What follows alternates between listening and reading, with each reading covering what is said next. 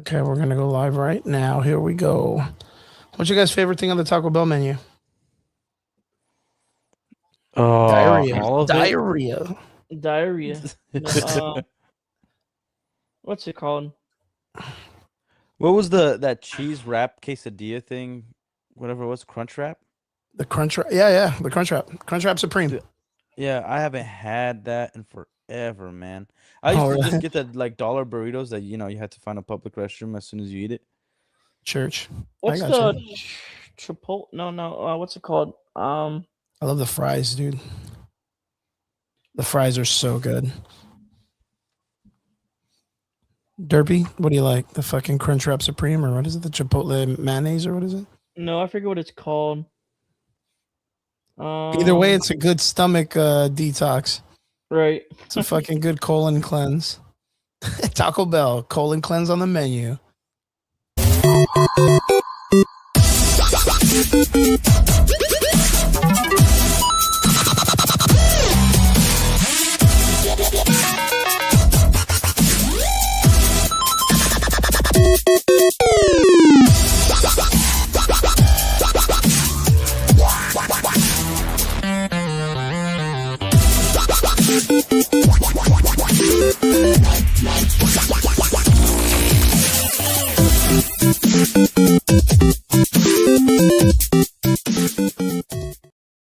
What's up, everyone? Welcome back, Sunday night, Average Boys Podcast. It's your boy Crispy, and I am joined here with the last relic and Derpy Entertainment. What's up, boys? What's up, man? What's up? Derpy, what's up? The sky. The sky. Yeah. Apparently a lot of sky in your area. So, guys, if you don't know, which you probably haven't because we just got on, Derpy's area is getting riddled with thunder and lightning right now. All right, Derpy. Is it a real crazy storm? Is it raining? Is it doing all that shit too, or is it just thunder and lightning? Thunder and lightning on and off. It's on and off basically, Okay. but it's lightning, and I'm worried about it. So guys, just in case Derpy gets cut, we at least know why. He's not just falling asleep at the wheel like he always does this time. He has a valid excuse. Valid excuse, dude. For the first time? For the first time. We got a reason. We got a reason if he gets cut. But yeah. Boys, it's good to see you. I've had a crazy week myself, so it's good to be on here. Just gonna shoot the shit and talk, and yeah, we'll see what's up. We got a couple of things that happened, of course. Tragic news in reality. Chuck Norris, the living legend, has given death the permission to take himself. So Chuck Norris passed away at 86, boys. Where were you guys at when the news hit that Chuck Norris went away? I was on YouTube, like just in people's live streams and stuff, like just chatting away. Yeah. And then I heard about it. I'm like, oh shoot, that's crazy, dude. I call my dad because he's a huge Bruce Lee fan. Yeah. And that was like one of the first things he showed me in terms of like when YouTube launched. He's like, oh, I could search this stuff up. Look at this, because we couldn't find the DVD for their Bruce Lee and Chuck Norris fight. Yeah. And I eventually got him the whole collection. But yeah, like Chuck Norris. My favorite lore about Chuck Norris is that he actually loved the memes. Oh, yeah. He loved them. He loved them. Yeah. I mean, who wouldn't though? Like, who wouldn't like that? Like at the time, I think Chuck Norris's show Walker Texas Ranger was like kind of like, like season 10, season 11. It wasn't like super crazy, like in the sense of like getting 1 million views or whatever. It was just a casual show that everyone liked. I love that show. Yeah. He was doing the, selling the Total Gym and just doing the shit that he always does. And then all of a sudden the next day someone comes in with like a check and they're like, here's $1 million. And he's like, the fuck did I do? And he's like, well, people are talking about how your beard like can fucking has a punch. Has a fist behind it. Yeah. That you're the only man that can punch someone behind their face. And when you do push-ups, you actually do earth downs. Like, you know what I mean? He just woke up one day and he was like the man of men. Dude, you know what was cool? So he wanted to train jiu-jitsu with the Machado brothers, right? Yeah, he did. And they were here, and he would drive like an hour and a half away, and it was just like a mat in some gym, and he trained with him, right? Then he purchased a location that was 5 minutes from his home for their first gym. That he like put just $1.5 million down, and they were like that's where he started training jiu-jitsu full time and like helped the Machado's brothers have like a foothold in California. So like he was also like just a really sweet and nice guy too. Like he was a killer, but he's a nice guy. Yeah. He was a martial artist through and through, which I believe like the concept of legacy, I think we talked about this before, is very important. And that to me is such a beautiful legacy to leave behind. So, yeah, man. I think it's so touching to understand that even Chuck Norris now at his age was still able to kind of like make such an impact in the world, like to be like a nice bright light to give people hope and stuff like that. Like I remember we were watching well, I wasn't watching anything. I had just what is it? I had heard, I was at the gym and I heard that he had got rushed to the hospital, and in my mind I was like, oh yeah, this is probably it. Like I don't think he's gonna come back from it, because usually someone would say like how he got hurt or what he did. Like it wouldn't be so like on the nose that this guy's going to the hospital or whatever. So yeah, I kind of knew something bad was gonna happen, and that's man, I don't know if that was a part that triggered my, because I was pretty bummed out yesterday. I think I told you about it, right? Yeah. And my dad is 78. So like I guess like and my mom, it's like Derpy and your dad, like my mom loved the Walker Texas Ranger shows and Chuck Norris and all that stuff. So like that, I went to go visit my family like maybe like the day before. I was bummed out and I was talking to my mom and I was like, yo mom, like Chuck died, like how you holding up? And she was like, oh yeah, I'm cool. Like it sucks I never met him, but you know, my mom, I always talked to my mom that she was like, she was going to divorce my dad and marry Chuck Norris. Yeah. It's so funny, man. But yeah, it was, it's sad to know that he's passed away, but like, what a beautiful legend and a life that he lived. And I hope, I guess in like the current dynamics of how the world works, right? Like, I hope we get to make it to 86 and be comfortable. Like, you know what I mean? Like, and I hope that like all of us kind of can take away from him in terms of like he had his own opinions, but he always like made sure to spread more love than like alienating people to whatever like things were going on, whether it was political or philosophical or religious. He was pretty open, but it was always like, but hey, like we just got to do good in the world and like help each other out regardless of how we think we're supposed to do it.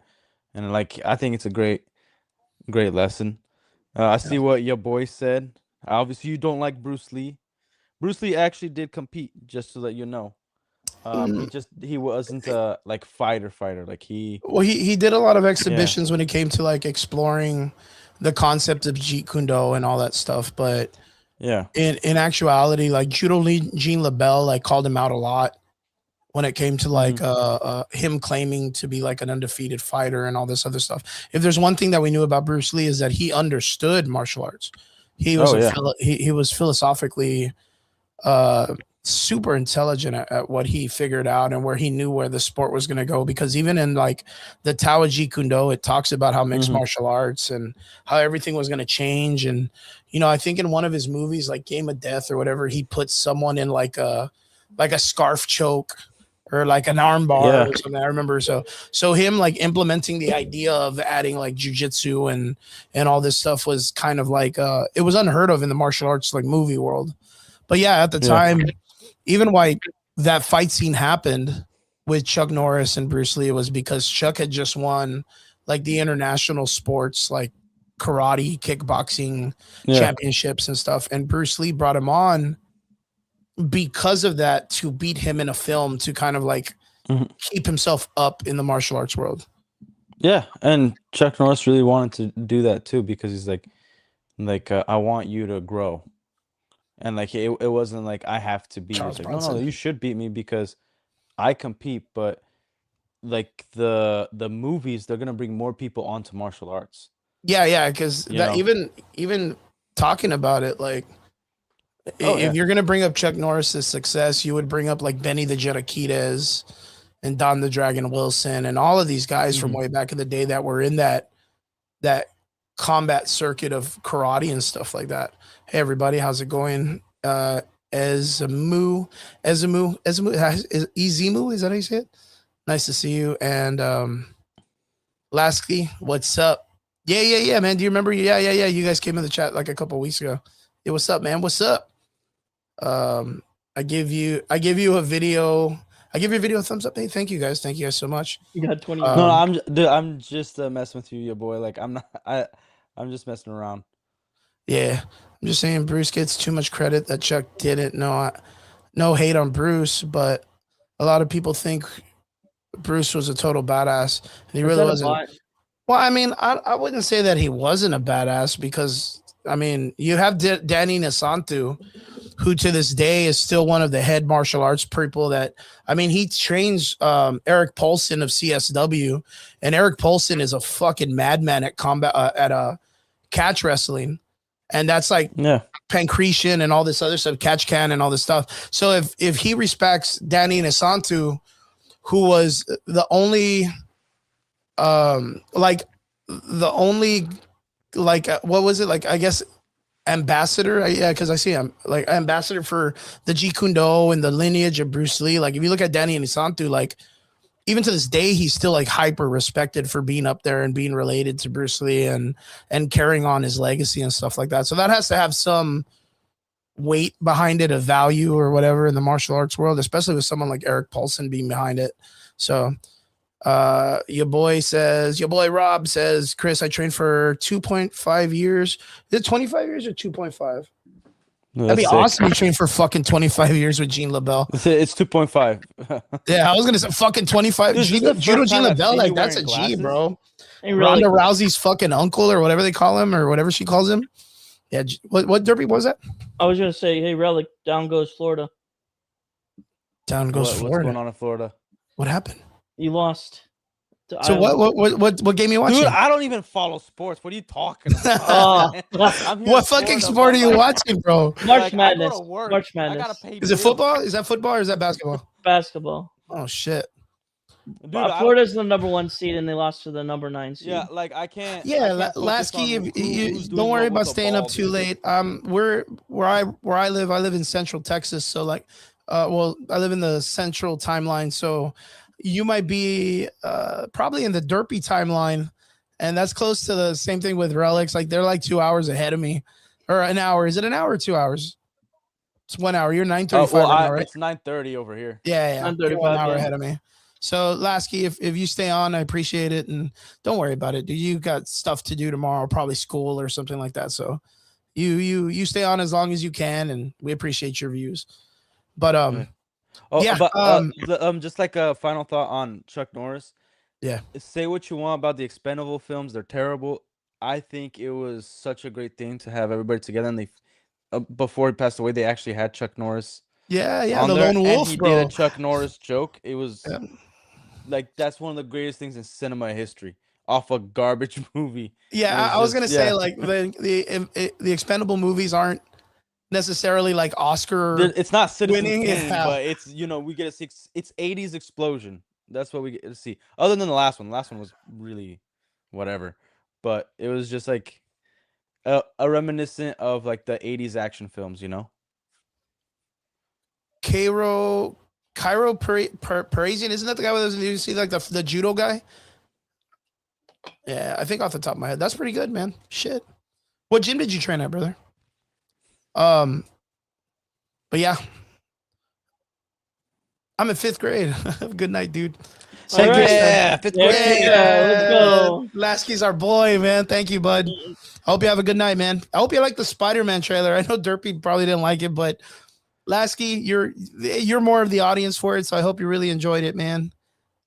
Yeah, maybe it looks like they're gonna be a little more violent.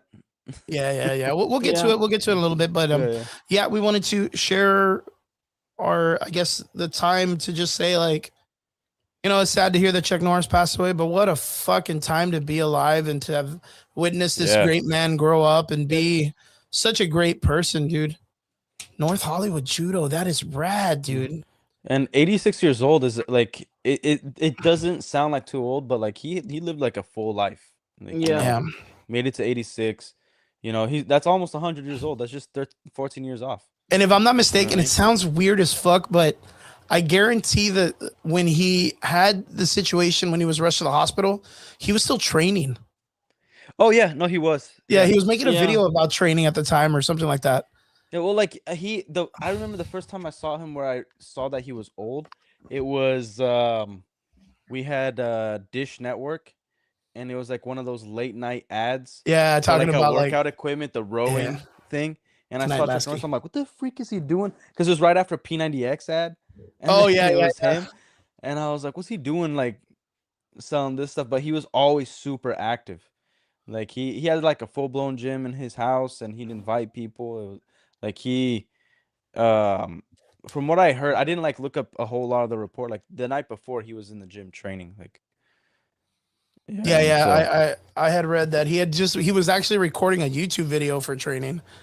Oh, really? That's what I heard. Yeah, he was recording for his like social media that he was going to be out there training, and yeah, something happened, which is like, I forgot. I think I was talking to my dad about it, and I was like, man, dude, like at 86, like it's good to stay active and stuff, but like, you know, knowing Chuck Norris and his probably competitive nature, like he probably wanted to push himself hard and just didn't like trust. See, I'm even dude, I'm 44. Like I was doing some shit in the gym this past week, and I forgot what I was doing, like either like suplexes or bridge work or whatever, and I ended up fucking pinching like a sciatic nerve in my back. And I've had that shit for like a week, dude, and it's the fucking worst, bro. It's the fucking worst. And I tried to like use like a yoga ball to stretch it out or decompress my back, and it made it like a million times worse, dude. My students were like, coach, come over here so you could enroll this person in the computer. I couldn't even get off the fucking ball, dude, while they were teaching jiu-jitsu. Like I was just fucking rolling onto the ground, and I was like, is this it for me? Like, is this the moment I become old? Like, is this the branding place that I get like the cool up fucking cart with the little tennis balls on it or whatever, or like the cane, or what? Is this it? You gotta lose some weight, brother. You gotta lose some weight. And I was like, nah, man, I ain't fucking going out like that. But it's weird, like I work out a lot. In high school, I was about 170, 175. Now I'm walking like maybe 213, 212. Like I still work out. I'm 5'6", 5'7", well, 5'6". Okay. I would say on the short end, 5'6". I still roll with my students. Like I still get in there and I do jujitsu and I do kickboxing and boxing with my students, like on the nighttime. And yeah, man, but it's so fucking like, because we're roughly like the same weight. I'm 5'8", and I'm around 200 pounds. True that. Nico, how's it going, brother? How's it going? Oh, and your boy, do you still train, bro? Do you still train? I lived with the Armenians for 3 years. That's rad, dude. It's so cool to see someone like in the comment section that also trains in some way, and then to have like roots with Jean LaBelle. That's fucking amazing. That's awesome. Yeah. That's sick. Derpy, you got to start training jiu-jitsu or something, man. Yeah, Derpy. You got to start fucking learning to beat up people. You're the only one that's not training here. What the freak? You got to start learning to beat up fucking people that try to ask you for money at Walmart or whatever, bro. No, I'm just kidding. Don't do that, Derpy. Don't do that. Derpy's crazy. Your boy says, Rip Legend. Indeed, brother. Indeed. And your boy says, I can't roll at all anymore. I haven't been able to for 12 years. I just pull something every time that I do. No fucking see. That's why it's hard for me to do capoeira. Because every time I want to do something, because I used to do capoeira back in the day. Me and my brother were. My brother was a contra maestre. Way long ago, and I learned a bunch of shit when I was under him because my brother had gone to go train at San Jose de Capoeira, which is under Master Wagner Bueno in San Jose. Mm-hmm. And yeah, I trained with my brother, and I trained with him too when we were little, and yeah, look. We trained capoeira back in the day. He knows. He sees it. See, we talked about it way back. But it's so hard nowadays, dude, because like since I haven't touched the ground in that nature, like negachivas and roles and auls, I don't like it. It's almost like when I used to do backflips. Like I can't now because I'll fucking if I land wrong, I'll fucking twist an ankle or pull a calf muscle like really hard. Yeah. Or I'll get a Charlie horse in air. And then land in a weird way. So it's just so like, damn, dude, like, you know, it's a fucking, you kind of wish you could still kind of move back the way you were. Remember when Trump beat up Vince McMahon? Yeah, Trump's a real martial WrestleMania. artist, dude. That was like a lot, dude. Do a backflip. And so Dan says, remember when Trump beat up Vince McMahon and shoved his hand at WrestleMania? Do you remember when Trump used to own Affliction, the fight company? And they had like Fedor and Andre Arlovsky and all that shit way back in the. Remember the t-shirts? Yeah, but then nothing happened to it. Yeah, no, it fucking failed completely. They did like 2 shows, yeah. They like 2 shows. Yeah, and like they had the name, they had Fedor in there, and they're just like, yeah, dude, the last emperor himself. I love Fedor. He's like my hero, dude. But yeah. Boys, how was your week, man? What do we got going on in nerd news? What do we want to talk about? Dude, okay. I don't know if you saw, it came out today. So if you guys have noticed that every 2 years now, it's like they move the goalposts a little lower in terms of how much money they're projected to make. Like superhero films, they're saying like, oh, every film is projected to make like 700 million, like guaranteed, and then it moved to 600, and now it's like 400, 500, and recently it went to 400 million. Well, Supergirl has been trying to do some not damage control, but kind of saving themselves. They said like our budget was 100 million. Nintendo sues itself. Like I don't know if you guys saw this. Like, so the Supergirl movie, apparently it's only cost 100 million to make, which is impossible. Absolutely impossible. Like the lead of the movie isn't even the one that's getting paid the most, and she has a baseline of 3 million. Is that real? Like, yeah. Who's making the most out of the money? Jason Momoa. Oh, he's such a bigger draw though, dude. Yeah, he's the main away right now. He's the main draw for the film. Like people want to see, like people talk about Lobo more than they're talking about Supergirl. Even like people who are really excited for the Supergirl movie, they have more, and like even on YouTube they have more videos and like theories about what Lobo is gonna do, if we're gonna see a cameo of Clark and Lobo fighting and whatnot. You know, is Lobo gonna use like human guns, and then he finds Supergirl and they're gonna do like the thing from the comics where like he realizes that he can actually use his hands because his hands are deadlier than guns, and then fight, you know, Supergirl instead of Superman in that way. So it like that's the draw. And I think just staffing alone is above like just the actors alone. I think it equals out to like 10 to 15 million of the budget, and then they're not adding marketing, and I have no idea, did they really like remove all producers and now they're just having the executive producer and that's it? Because when you roll the credits, most, and like Hollywood, it was I think back in 2016 is when people noticed that a lot of the people that have like credibility is because they like brought coffee or something. And when they worked up, they went up the food chain, right? Like they had to. Yeah. So then they're in the credits, and then they have to pay these people, and then they have to have a bunch of extra producers, so that they could say that like, oh, these people worked on this project but actually did nothing. So they're paying them for doing no work, unless they actually went like, we are going to actually do the right thing and only hire people for a job, and we're not gonna just try to prop up people's careers and just give them credit. Then they have to give them a paycheck to show that they actually worked on the project. Then I would believe it somewhat that their budget dropped like almost freaking 65%, because before it was reported that Supergirl was gonna cost like 530 million. Like they went over budget. And now they're saying like it only costs 100 million to make. Damn. Derpy, which I highly doubt. What's your take on this? You're our DC aficionado. I'm putting up all our Instagrams on Facebook, boys. Kick, add me. Your boy, add me on Instagram, dude. I'm gonna put up Derps, and then I'm gonna put up Relic, so you guys can get you guys can find us online. So that way, in case you guys ever want to message us. But Derp, add me on YouTube as well. It's the same thing. The Last Relic. The Last Relic. I think that nobody should be worried about it. Judging when it comes out, that's what entertainment's about.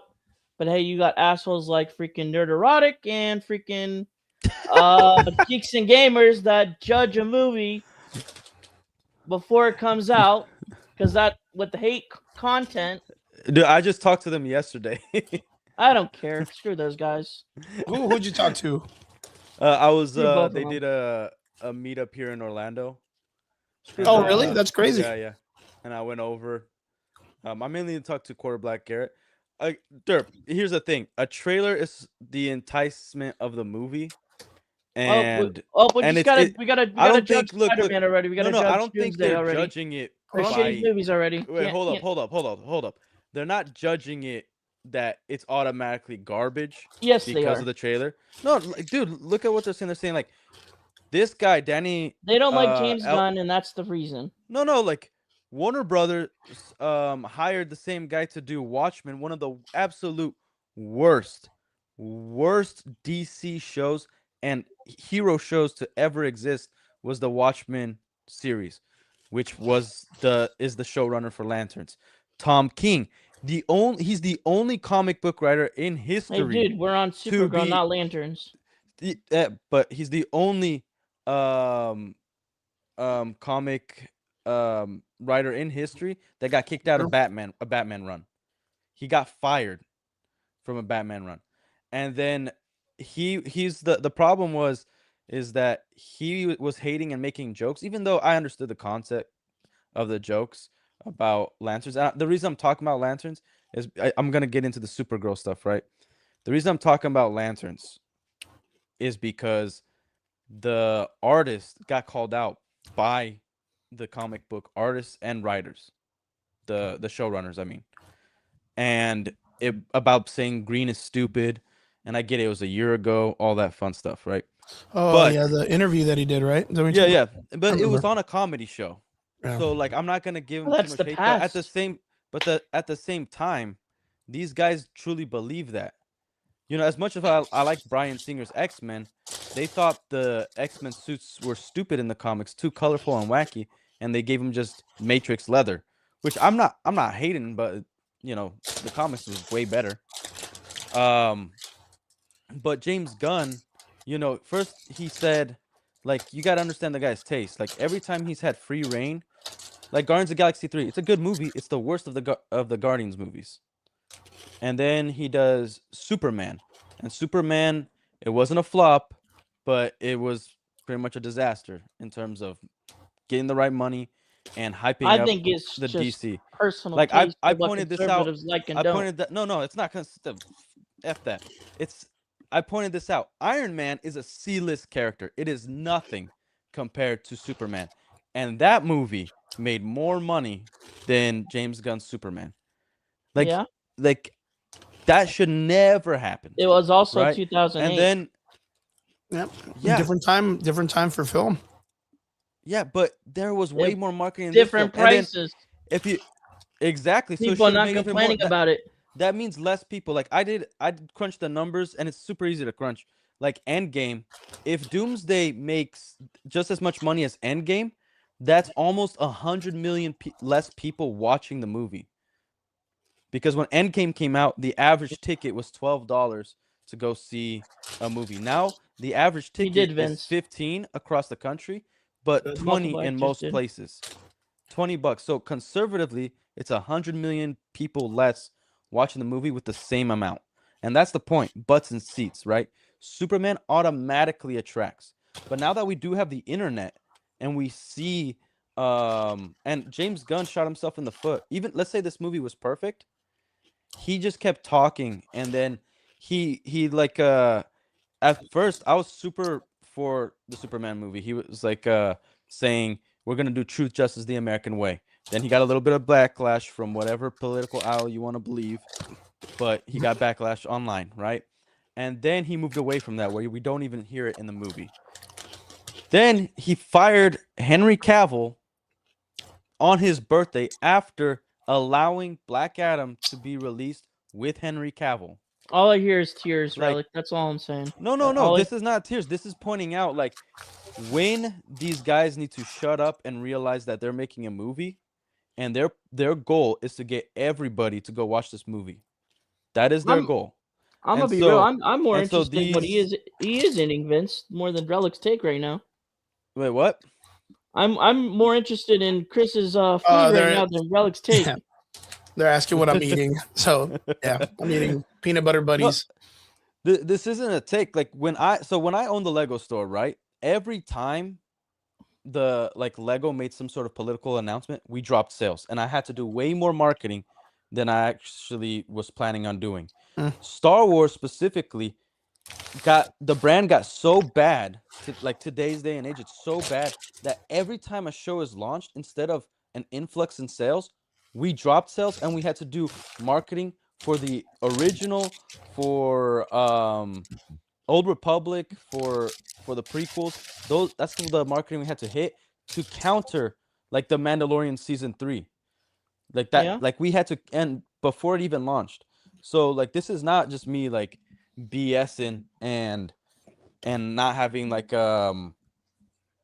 what's it called? No basis off this. When a showrunner, head of a studio, is starting to talk and he is trying to alienate people from one side or the other, that's a bad business plan, right?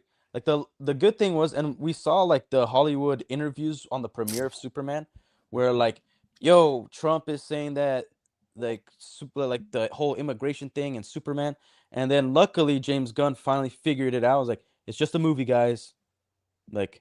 So what? This is Superman. Great. That's the most he should be saying. But he did so much damage before that, and then he's saying that everybody's saying that Peacemaker is his masterpiece. Say what you want about the Superman film, Peacemaker season 2 is not better than the Superman film. I agree. And that he's saying that he believes in that project more, but he's also behind the decisions of Supergirl. One thing you don't do, I know James Gunn likes to be edgy and whatever. One of the things you don't do is call Superman the B word when you first introduce that character and have her a drunk brat, and that is the first marketing for the Supergirl movie. It's really crazy because okay, so let me cut across real quick, because I understand this. I like Superman. I think he's a great superhero, and I think he's probably been shit on the most in the comic book world within the last 8-9 years. Just today I saw they took John Kent, his son, from this horrible take on aging him up and then putting him back to a child, because that's when they were selling comic books before they implemented a bunch of the woke obligation to the character that they wanted to put in, and it didn't work. Now and I called this several years ago that they were going to do this with this character. That's why they never made him full on gay, but they turned him bi, because if it didn't work, they would just give him a girlfriend, and then they would just write it off as it was a college for day for him experimenting or whatever. But they moved him all the way back to a child in the recent comic book, in one of the stupidest comic books. Wait, so which one? John Kent, Superman's son, in the comic freaking book. And it's okay, yeah. And it's Tom King did that bull crap. Yeah, he's the one that gave him a pink-haired boyfriend and actually aged him up. That's some bull, man. So there's a lot of, and I think your boy RB put it in the comments earlier, where he's like, he doesn't really care too much about any of this stuff, but he doesn't like that there's a lot of propaganda that they kind of push on media and all this stuff. Derpy, I see that you're defensive because you like the DC universe.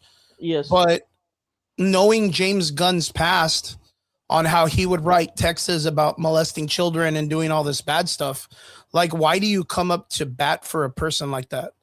Why do you want to defend him so much?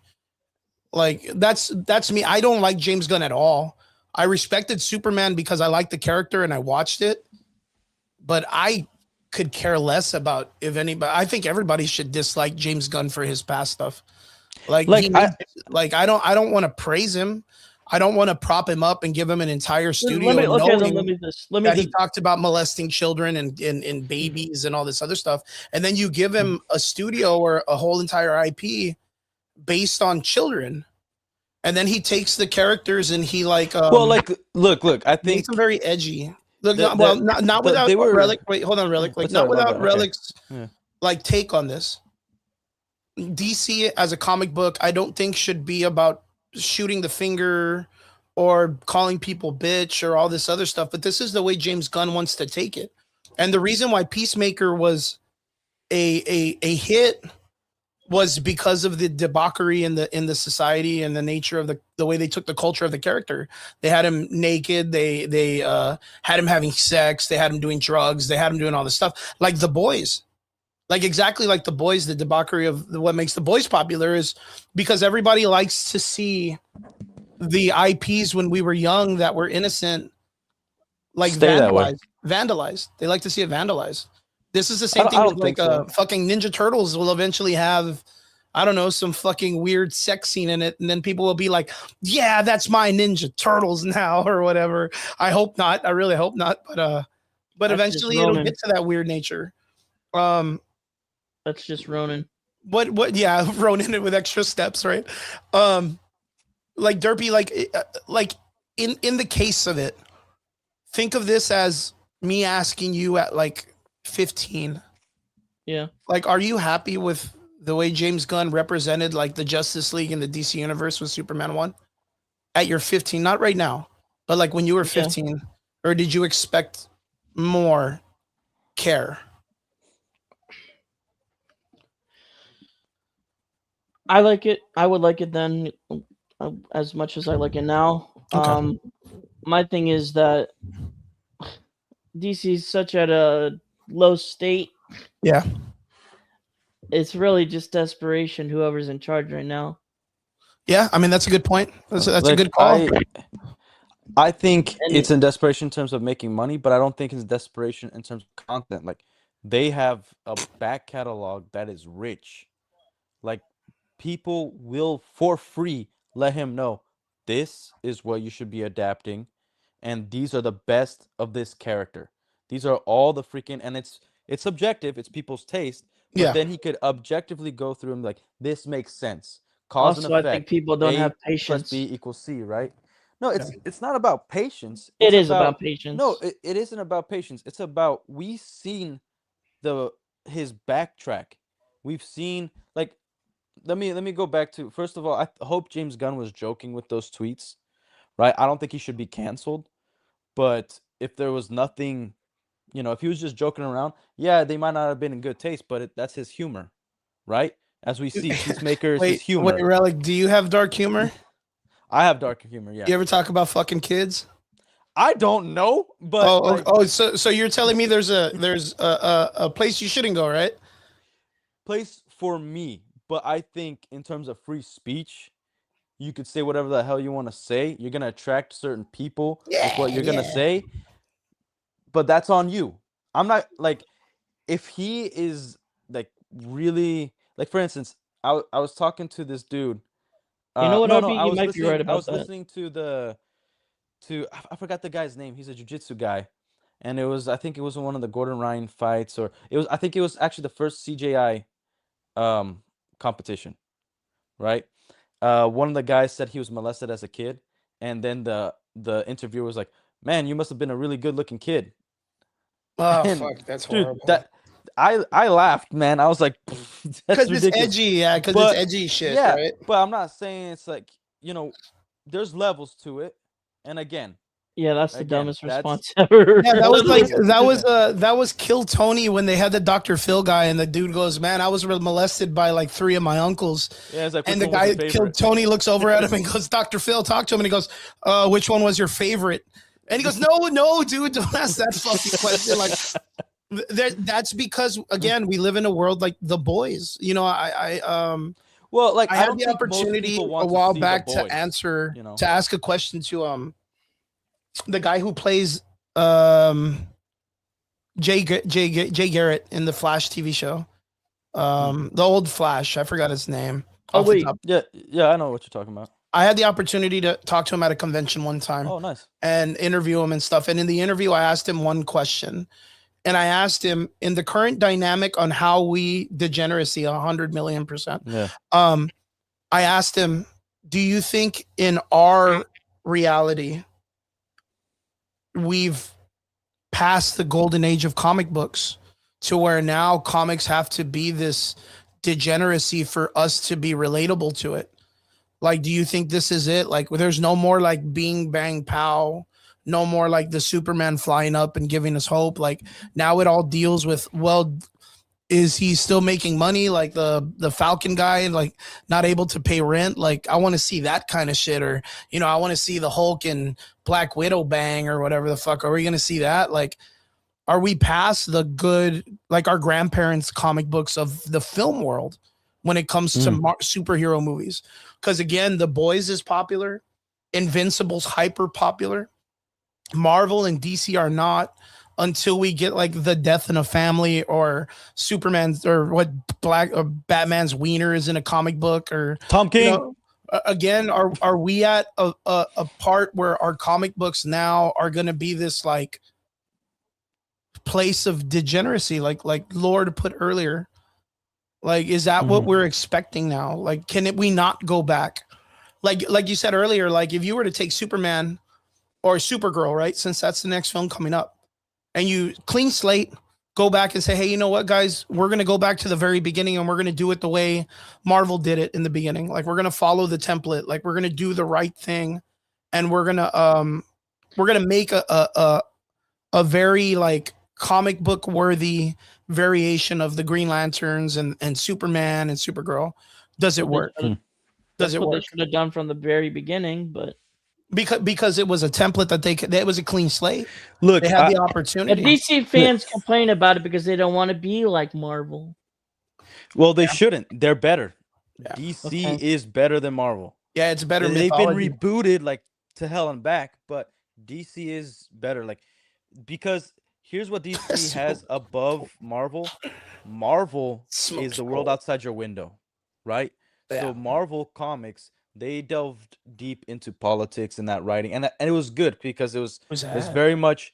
It wasn't like, it was very bipartisan. It wasn't really like this is a Republican comic, this is a Democrat comic. It's like, no, this current president did a policy that's gonna be difficult for superheroes to have an identity. Civil War, stuff like that. So, or like Spider-Man, he has to go in hiding. He can't. The whole entire government is cracking down on this stuff, X-Men, that kind of stuff. And then DC really dealt with the good versus bad, black and white with a little bit of gray area, and that's why they were able to do so much more, is because there was already places like Gotham that had garbage going on and that nobody was helping them out, and that's what created Batman. Aside from just the shooting, is that Gotham was going to deteriorate if the little guy didn't do something, if somebody, an average citizen, didn't step up. Yeah. So they didn't have to follow the template. Obviously, in terms of Zack Snyder, I don't agree with where he was going, but he was pushed to progress it so we could have Justice League and they could already catch up to Marvel, and they should never have played that game. Like Warner Brothers, that's why, like, what's the director says, release the Ayer cut of the Suicide Squad, I think. Oh yeah. Like, even that was rushed, and they were trying to do a bunch of stuff. And when I first watched that movie, I enjoyed it. Hate it now, but so there's a part to blame with studios, where they're rushing things. I think James Gunn, what he did correct is that he started off with Superman. Do I think he did right by it? No. Do I like what Chris was saying about degeneracy? I don't think that we can't go back. I think it's going to be really hard to go back and find people who have the power or influence in Hollywood or attached to these IPs to actually do something about it. Because James Gunn's not the guy to put pure and innocence into DC. Like, every film has had cuss words in it, and like quite a bit. Everything that he's kind of like touching upon, he wants it to be edgy and adult like, and it's like, no, some of it has to be pure. Superman has to have a lot of innocence and purity to it. And then you're doing it with Green Lanterns, which just by the trailer alone had 3 F words in it, and for some reason it's not a Red Band trailer. Like, I'm not trying to be a prude, but it's like this guy, he has one way of thinking. And it's not that, like, if you have one way of thinking, you're automatically suck. It's like you need to be humble enough to bring other people on that think differently than you and fine tune your blade so that you can actually do something good. Like, that's one of the reasons why George Lucas' original trilogy was doing not only well, but was something that was fantastic and well written, was because he had people in his staff, including his own wife, that like fought against his ideas, pointed out that George, you created Star Wars, but you're not perfect at Star Wars, man. Yeah. This is what we got to do. This is what we got to fix. Like, take that out. Like, in Return of the Jedi, he messed up a little bit, but like, he had some wacky ideas. He wanted Luke Skywalker to be Darth Vader and don the helmet and say, "I am now Darth Vader," as soon as he dies. Well, they got Kylo Ren for that, baby. Shut up, dude. Don't even. Look how that went. Don't you ever. So Derpy, in the comment section, Am I Vile put a good comment, which I heard about today, actually, that James Gunn is actually kind of might be out in 2027 after the Paramount thing and all that stuff, that they're probably that's when his contract ended in Warner Brothers. Yeah. Even if they didn't sell, but they always renew contracts. So in end of 2026 is when you're going to hear talks again about is he for James Gunn if he's going to return, right? But yeah, like Kathleen Kennedy's contract ended in 2019, and then God she bless renewed her it. heart. You know, Yeah. and then she's out now, but it's because she chose to retire. You know, so, Bob Iger left before his contract retired. Yeah. Or before his contract expired. So what do you think about that though, Derp? Because Am I Vile asks a good question. If that's the case and he does leave, then what do any of these movies really matter? Like, so the reason why I say is because I'm a DC fan too, man. Like, I know a fuckload about the comics. I've been about this shit for a long time. I'm a big Superman fan. Was I super happy with what they handled the movies? Not really. I like the guy who played Superman. I thought he was fucking fantastic for playing like a younger. If you were going to recast a younger version of Henry Cavill, I think that kid hit it really well. Except there's sometimes in the movie that he looks the same age as Henry Cavill. So, but he does look a little bit younger. But if they remove James Gunn, do you want them to follow the same slate, or would you like them to be like, hey guys, James Gunn is out. We're gonna do something super critical, and we're gonna redo it all over again. Like, what do you think? And it's crazy to think that way, but like, what do you think? Derpy. Well, that's what I wanted to say. I was saying I don't know who else could be in charge at this point for them. You know? Well, 700 million people, they could call you, bro. I probably could do a better job. 7 billion people that live in the planet, they could call you. They could literally be like, look, Derpy Entertainment, we've heard you on the podcast and we know you love DC. Let's go, baby. You know what I mean? Probably could do a better job than what they're doing. Well, you see, like, that's the thing is like, so that means you're critical of what this person is doing because you yourself know that you could probably do better than what he's produced, right? Yeah. Or at least take it in a better direction, right? Like that's right. It. So your 15-year-old self would be critical. I mean, the only way they probably, it's okay. That stupid Flash movie was made already, but the only way they could probably do it is if like they do a proper Flashpoint. Yeah, you're not wrong. You are absolutely not wrong. He's the dude that, I mean, look, I think we can all agree that the animated DC universe is fucking fantastic. Yes. Like, hands down, probably one of the best fucking like animated superhero. Wait, like which animated DC universe? Well, that's a good question too. Because the last Justice League, I think it was called Armageddon or some shit like that. Yeah. Where like Batman was bad. Garbage. That was bad, dude. Superman had like kryptonite in his heart, and he was like just a normal dude, and Wonder Woman was like all cut up and broken up, and it was very weird when we looked at it. And even with that, they took a privilege and they took a chance to be like, yo, let's do something different. Because I don't really think that was in any comic book ever. And at the very end, what is it, like fucking Batman or Constantine or whoever the fuck goes up to Flash and kind of taps him on the shoulder, and he's kind of like, all right, bro, like it's your time. Like you need to go back because this fucking thing sucked. Like this was a really bad movie. Like please run back and fix this. Like, you know what I mean? Like, I don't think that was it, but like it wasn't crazy bad, but it wasn't like good. I don't think it was the greatest of the cartoons. I do want to address something that's in the comments, chat. Yeah. So a few things. I got a lot to say.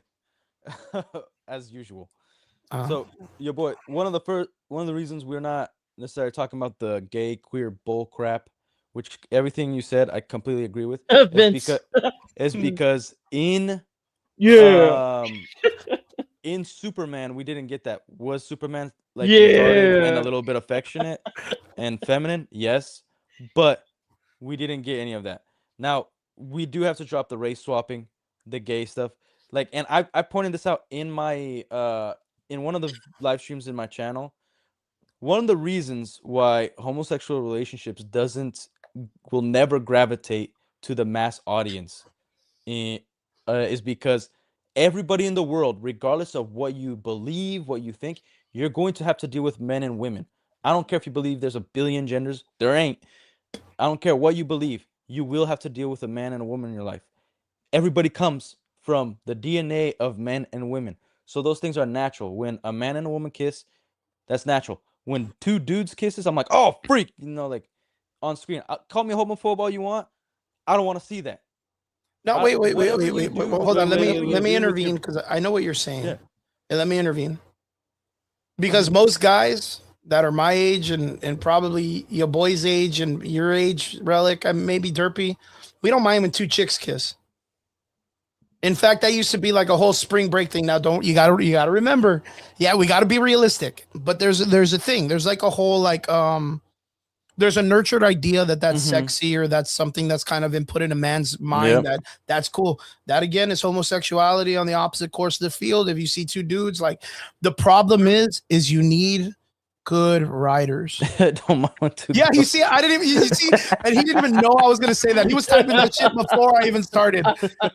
Because that's a social thing that we've seen over the years. That's the norm. It's something that we're okay with, and even some females and males think that that's fine. As much as it's not okay in the male gaze to not look at that kind of stuff and be proud about it or whatever, that's understandable. But the thing is, dude, you need but like writing. Here's the thing, like you need like good when they did that in Arrow, yeah. I wasn't cool with it. Like I don't think anybody's really cool with it. It depends on the media. If you're gonna do Brokeback Mountain, you know exactly what you're getting into. Go ahead and go watch Brokeback Mountain. If you want to watch two lesbians kiss, go ahead and go surf the internet. Have fun. But one is when it comes to like media where it's like, okay, for me, here's the thing. If it's PG-13, don't put it. Don't freaking touch it. Yeah. Don't put the freaking bullcrap, queer crap. Don't put any race swap because that is just sloppy seconds. It's effed up for every side, right? Like keep it freaking PG-13. Whatever parents want to teach, again, 13 and up, I get it. But whatever parents want to teach, that's up to them.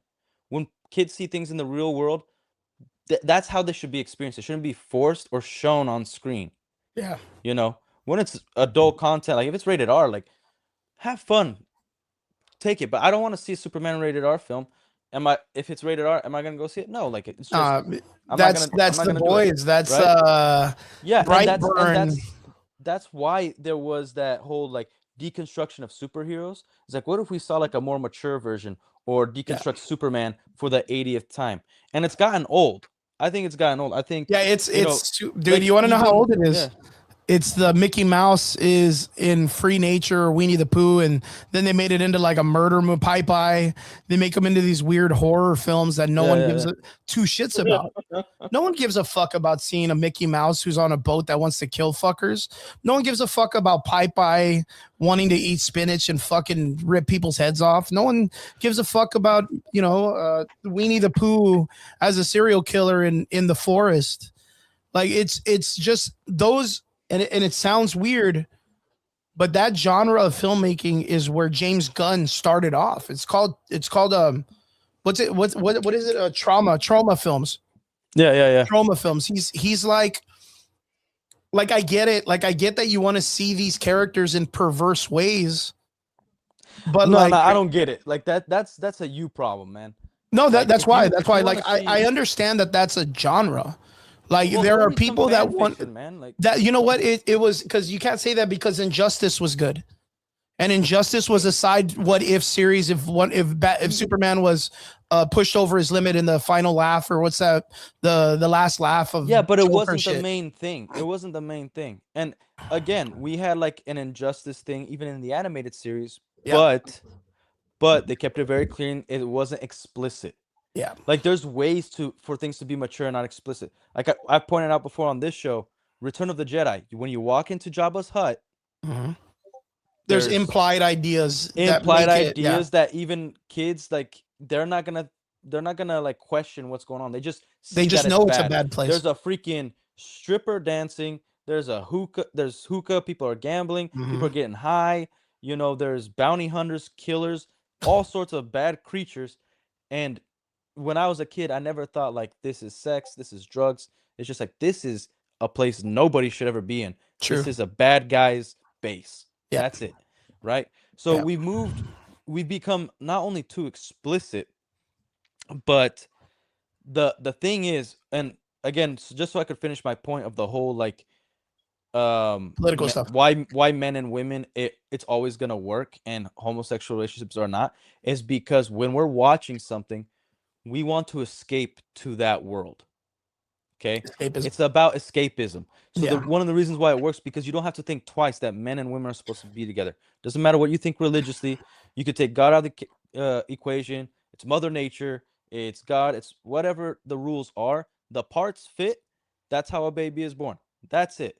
So when you take something that we're supposed to focus on superheroes, we're supposed to focus on good versus bad, and you introduced all this stuff that takes you out of the experience and doesn't focus on the story, it's a problem. And that's why there's movies with ratings. Like, if you see now the PG-13 ratings now, that was the original rated R. They moved the yeah. They push goalposts the so many times. envelope. They push the Like goalposts, right? Scarface, when it first launched, they wanted to make it rated X. Yeah. That's how heavy that movie was. When Zack Snyder released the 300, there was talks about like, was this too gory? Too much. Yeah. Like, people, like reports of people passing out in the theater.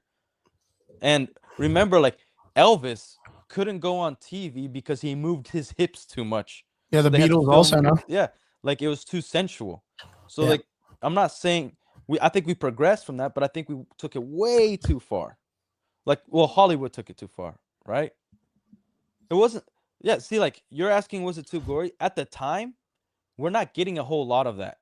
Yeah. Now, like, if you look at the Suicide Squad 2 movie, like, my wife, again, she's from Korea, right? She's not too into the films. She couldn't stand after the first scene. She's like, I'm not watching this film. For the Suicide Squad. 300? No, the Suicide Squad 2 film. Oh, Suicide Squad movie. Like, as soon as the one guy like blew his head off, she's done. And we watched rated R films together. Obviously, she's an adult, but she's like, nope, I'm not. That's way too much. I've never wanted to ever see that. And it brought me back to like, damn, because like, one of the great things about being married to the woman I'm married to is that, like, was never involved in the nerd sphere, in social media, and all that stuff. So like, she has that real, like, almost original eyes to film, to TV shows. So it's always been interesting, like, showing her something. Like, when we dated, she didn't even know that Vader was Luke Skywalker's father. So like, I showed her the Star Wars films, and it was amazing. It took me back to all my memories of like, she even said like, he's lying, right? That's Darth Vader. He's evil. He's lying to Luke. There's no way. And it was awesome, right? And again, comic books, how they started off and how they actually developed, it was about hope. It was about escaping the real world while having slight commentary that you can connect it to if you wanted to, but it can also connect to other things, and it's supposed to speak to you of what you're going through at the time. Like, it could be adapted multiple times over, and that's why you can read the comics multiple times over. And you're gonna read it differently in different aspects of your life. That's good writing. Yeah. Yeah, you could even look at it at the first iterations of Marvel, right? The first 10 years of Marvel, they followed the comic books as well as they could. They encouraged it more, and then eventually it got past, getting closer to Endgame and Infinity War, where it started changing. They started changing the divide and doing the, like, I guess the wokeism, I guess you could say, like the wokeisms of Hollywood. You could see the decline in film and in structure and quality of film around that time. Yeah. Where it turned into, I think someone said slop earlier. Of course, he said gay slop, but that's not what we're talking about. Just slop in general, where it just turned into exactly what we expect from Marvel. And that's the thing. Now we've gotten so far that that template of everything we expect Marvel to do has changed because of the people that are pushing the agenda of their beliefs or whatever it is that they believe in into the films more. And the thing is like Derpy said earlier, like DC is in such a low position that it doesn't have an identity yet. Like it doesn't have an identity for them to change the template. Like this person went directly in and put DC exactly where he wants it to be, where it's already in that agenda situation in Hollywood, in the Hollywood sphere, instead of creating its own identity. Like I think DC just doesn't have its identity anymore when it comes to like its IPs or its place, and that's what sucks. That's it's again, superheroes no longer have the superhero identity. But all like, look at Phase 4 and 5 through the MCU. It was all about crapping on the legacy characters, and then making everybody a woman, and then making every hero a mantle that a woman or somebody else can or a black dude could take or whatever. Right? Like to iterate one of the things that your boy said before, I feel the same way. I can't take my kid to watch the Superman film. I don't want him to see Green Lantern flipping people off. I don't want him to saying super shiz, all that stuff. Like my son is 5 years old, right? I want to be able to enjoy a film with him. Like this year, I'm planning to, have a babysitter take care of the baby, like my parents, right? So that I can show my kids for the first time a movie in theaters. Because I want them to kind of have that experience. And the only one that I can actually trust is this Mario movie. Yep. And that's just because I know Japanese people don't give a damn about these freaking politics, right? Yep. And like there's stipulations in that. So I don't feel comfortable, like even with the Spider-Man trailer that came out, I don't feel comfortable taking my kids to watch it for the first time. I got to watch everything first, then I could take them to watch it. Yep. And the big problem is it's not that like the majority want to see things like The Boys, they want to see mature stuff. I think people in general, they want to see good, they want to see innocence. It's like one of the reasons Korea has blown up, especially here in the US, but all over the world, is because they are more modest than most countries. They wear like the sundresses that don't show much cleavage. Their music is very relatable, but their technology is increasing, but they're very traditional, and they don't put a whole lot of politics in their shows. They've tried where like a director lived 5 years in the America or lived a few years in Canada, and they put like transgender bull crap and stuff, and it tanked because everybody was like, get that Western bull crap out of here. But Korean freaking cinema saved Netflix. Like the only like Netflix stock dropped, especially after the whole cuties thing, and then it went up because of K-dramas releasing. Yeah. And also they were and their action films their are anime bad too, adaptations. Man. Yeah, so like we are craving, traditional sense. Like you might not want to be a religious person and go to church, but we're craving the ideas that come from, a community of worship of like, hey, do good unto others and they will do good unto you. Maybe you shouldn't cheat on your wife or your husband. Maybe you shouldn't be promiscuous.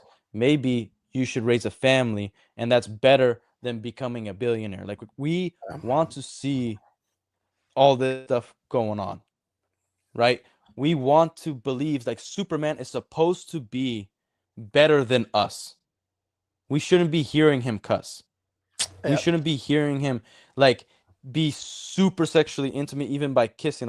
Like even with the Lois Lane kiss, I was like, this is going on for a little longer than like Yeah, it was a little much, right? it's a little long for me seeing Clark Kent kiss for the first time, right? Like we want to see Superman because he is the ideal of what not only an angel is, but what humans should strive for. And Yeah. you're supposed to be inspired by that. Yeah. There are the characters that, you know, they are the bad guy and then they turn good and they have this backstory and you really relate to that because you know, we're not perfect. We all gone through something. Yep. But it's the problem is we're getting a bunch of writers who are not have no life experience.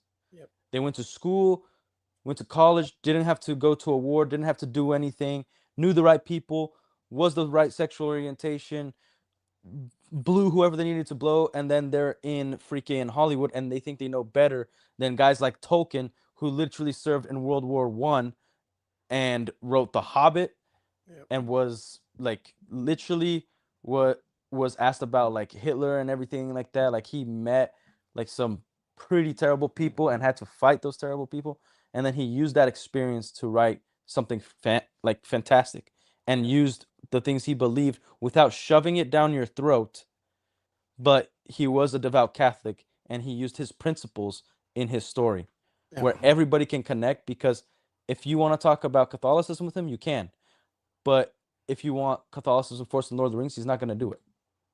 Yeah, and it's like I said earlier, it doesn't have to be like, because even with that, like those stories still had a lot of freedom. So it was relatable for a lot of many people across the board.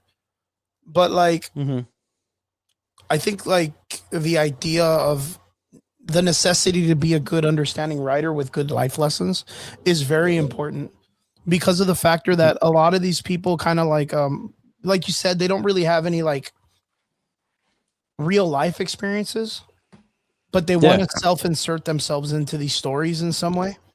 And so they always try to make it about them. And a lot of them cry wolf on a lot of their traumas and dramas throughout their entire existence, that they don't really know what it's like to see like real world trauma. No, and you see a lot of people like trying to champion like their ancestors and what they went through, or somebody in their family, like my family went through this, or my ancestors went through this, therefore like I'm just as oppressed as what it was in the past. Privileged as they are or whatever. Like, dude, you're a professional victim. Screw you, man. Like from personal experience, a knife hurts way more than words. I gotta tell you. Oh yeah, of course. You know, like you go through life and then it's up to you on what you want to focus on. And unfortunately, like, and that's why I think it's important. Like, I think YouTube has been great. Like, kind of to just, I know Derpy's not here. I would like to say this when he's here, but to kind of defend not only those YouTubers, but multiple YouTubers on why they're like criticize a trailer and they're like, this is probably going to suck. Again, it isn't because of just the trailer. The trailer didn't gravitate towards you. Okay. But we believe the show is going to suck because everything previous has also sucked. Like, I think the Lantern show is going to suck. I think the Supergirl movie is going to suck. If I'm okay eating crow, I want to be proven wrong. But I'm not going to like turn a blind eye on everything they've done.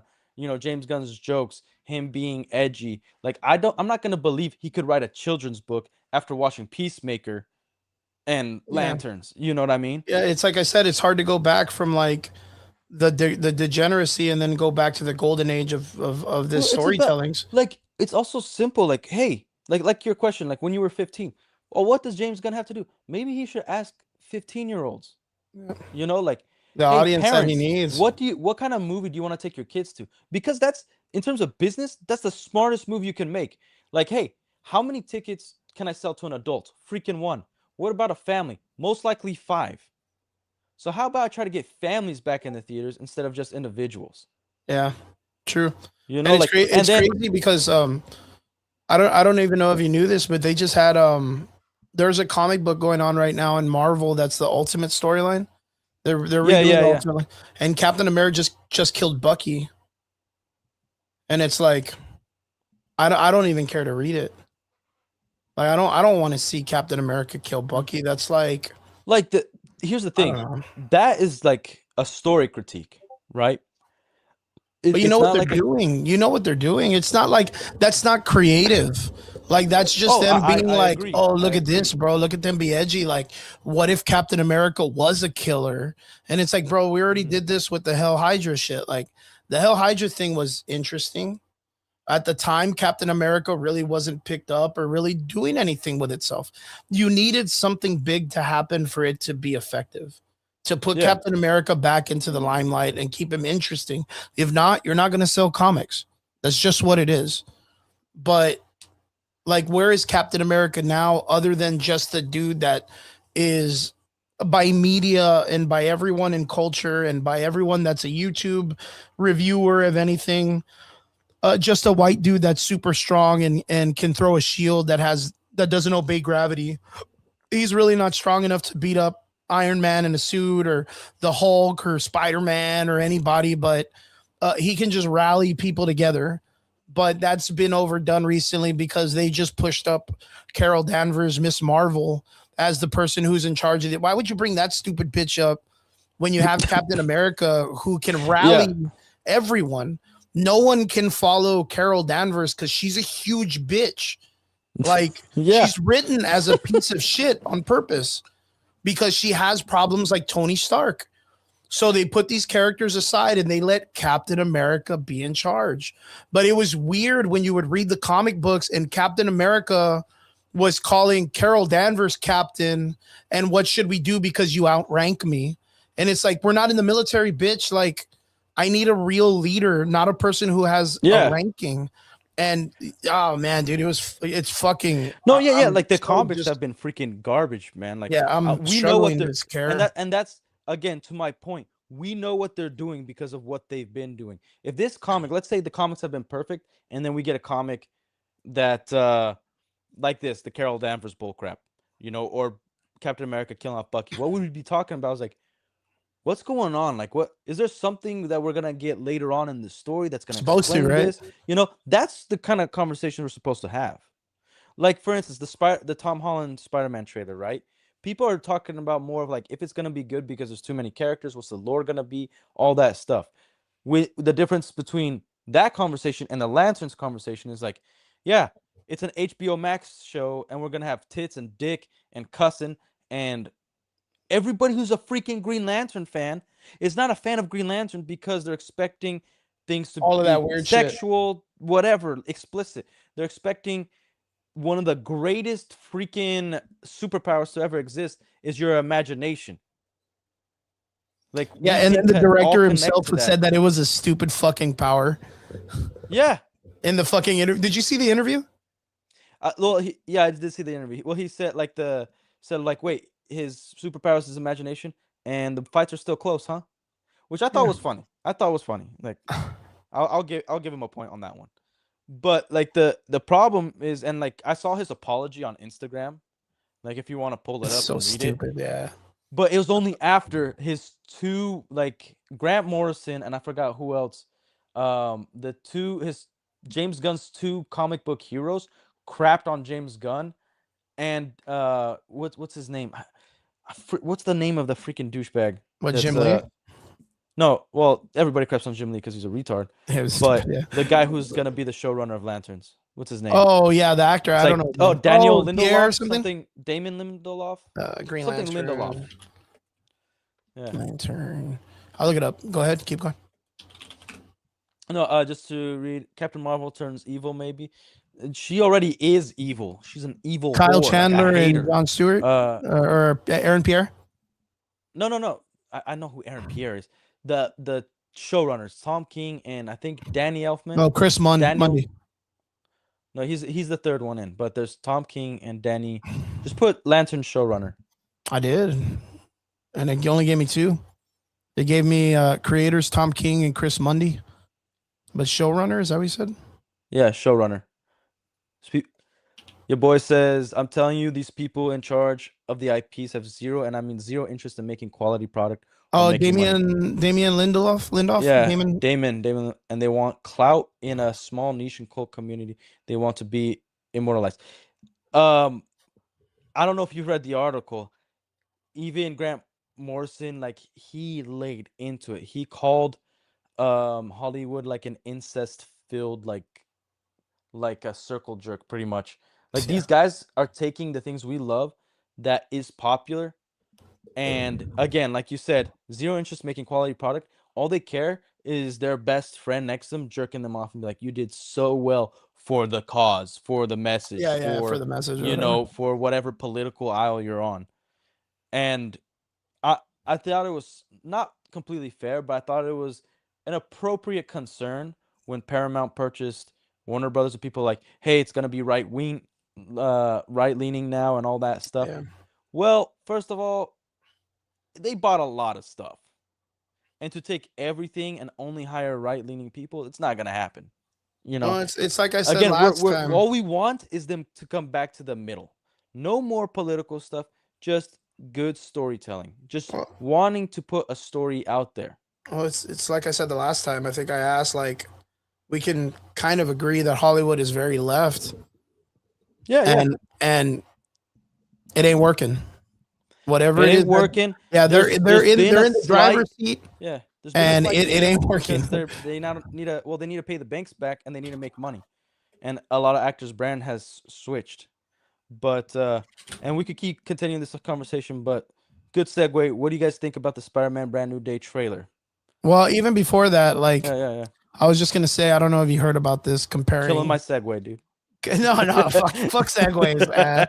Comparing the idea I'm trying to keep this professional. Comparing the idea of it, like, that they're in the driver's seat and they're doing. Yeah. As of March 2026, AMC Entertainment stock has plummeted into multi-layer lows under $1 per share, declining through 66% over the past year. Yep. The drop is driven by weak fourth quarter's attendance, down 10%, high debt, and stock dilution due to the quality of sales, leading to fears of delisting and intensifying the industry's competition. Because it just goes back to the idea that I told you, movies suck. The movie experience sucks. Like, now you have to have 6D movies where, like, it's got to be like, what's that thing at SeaWorld, the big sphere at Disneyland? No, the I big don't know. The amphitheater. I don't know what it's called. Epcot. I don't know if you remember Epcot. Yeah. It was like a roller coaster ride. I know what you're talking about, though. It was like a roller coaster ride, but you're going through, like, big theaters, and you're getting to, like, see things while your cart's moving and giving air and breathing. And that's what movies need to be. If not, you're gonna pay, like, for those old, like, exotic dance rooms where you get to have one stripper dance in front of you, but they're behind glass, and you just get to see there and watch. That's going to be the next movie experiences, where you're going to go to a large building and you're going to have independent rooms with screens, and everybody's going to watch the same movie at the same time, but you get your own independent private room for your own little group of 6 people or whatever. Yeah, like, you're not going to be in a movie theater. It's done. It's done. The $90 to go watch a film in IMAX, getting a hand job while you pay $30 for a large Coke. Like, dude, there's theaters with beds, full-blown beds. Yeah, it's not gonna work no more. Like, I could just get that experience in my house throughout the film. Yeah. Like, okay, look, here's the thing. I'm not, from all intents and purposes, it looks like the theater experience is dead. Exactly as it is, I agree, it is dead. Do I think it can, like, I'm not so arrogant to think that I have all the answers. I think there might be somebody out there that knows how to bring the theater experience back. Just because I don't know how to do it doesn't mean I'm gonna say that I know how to do it. It can never happen. You know, you got to make good movies. But, like, right now, it's first of all, make good movies. Yeah. The funny thing is, there has to be some sort of laws in place. Like, right now, the law is, if a movie isn't performing, you have 45 days to take it out of the theater. You could take it out of the theaters 45 days previous, because it is a business. Movie theaters, what they're trying to do is if you're going to release a movie, you have to pay for every movie theater a certain amount and how many months it's going to be out in the in that theater, right? So then that movie theater has security that, like, this movie is going to be 6 months, 5 months, whatever in this, and I don't have to go and figure out what's the next film or whatever, right? And then there's, like, a whole bidding war and all that fun stuff. Okay. If it's like, no, you have to wait 3 months before you can remove it and put it on streaming, that's another thing. And then, like, Amazon has exclusive rights within Hollywood that people literally in the same week that a movie launches, you can pay $10 for it to rent it at your home while it's still in theaters. Before that, it was like Vegas hotels only had that privilege. Yeah. And stuff like that. So there's the law side of things, and then there's the cultural side of things. First of all, they need to bring back the culture of like, we can trust that, like, there has to be like new ratings. Like PG-13 means no gay stuff. PG-14, gay stuff. Whatever, like there has to be new stuff so that we can like really trust that we are gonna get, or we can actually choose what we're not gonna see at a movie theater for the first time. You know, I don't want to be surprised with some dude's butt. I don't even care if it's gay or not. I don't want to see man booty on my screen. You know what I mean? Mm-hmm. And I'm taking my kid to go watch, like, even though I think it was funny in Thor, I don't show like, and it's just a butt, but I don't show my kids the Thor movie. Yeah, because it's still a naked dude against the glass. It's still a naked dude. Why would I see that? Why would? And they will think it's funny. I don't think their mind is like corrupted like ours. They'll think it's funny, haha. But butts are funny. But I just don't want them to see it. Like, why would I actively want to encourage expose them to that? So they have to bring back the trust of the paying customer to go back, spend their hard-earned money, not only leave the comfort of their own home. Mm-hmm. And I don't have a movie theater, but I have a pretty solid TV. I don't have a sound system. The sound is just fine. And I get to pause the movie, go to the bathroom. I don't have to worry about teenagers being on their phone. I don't have to worry about people freaking doing whatever it is they're doing in a movie theater with strangers that's going to piss me off and take me out of the movie. I don't have to worry about that. So why would I spend $20 a pop on each person and have to try to sneak in candy? And I got a family of 3 kids, and it's 5 of us. I'm at least going to be spending $120 just on the movie theater. Yeah, you should have gone to with snacks. Should have gone to SeaWorld. Rated bro. G for gay. Yeah. Just should have gone to fucking Disneyland, dude. Yeah. And well, like, here's Disney World. This is a good point. He just made me think, like, the rated G thing. Freaking Zootopia 2 almost hit $2 billion. Oh, nice. And that's just came out, or like hit $1.5 billion or 1.4 billion. That's a lot of freaking money. It's a lot of money. Yeah. And it's just a G-rated freaking Superman animated film. And so there's still a market to go, and you could still make billion-dollar films. So I hate the whole argument of like, there's no more billion-dollar films. No.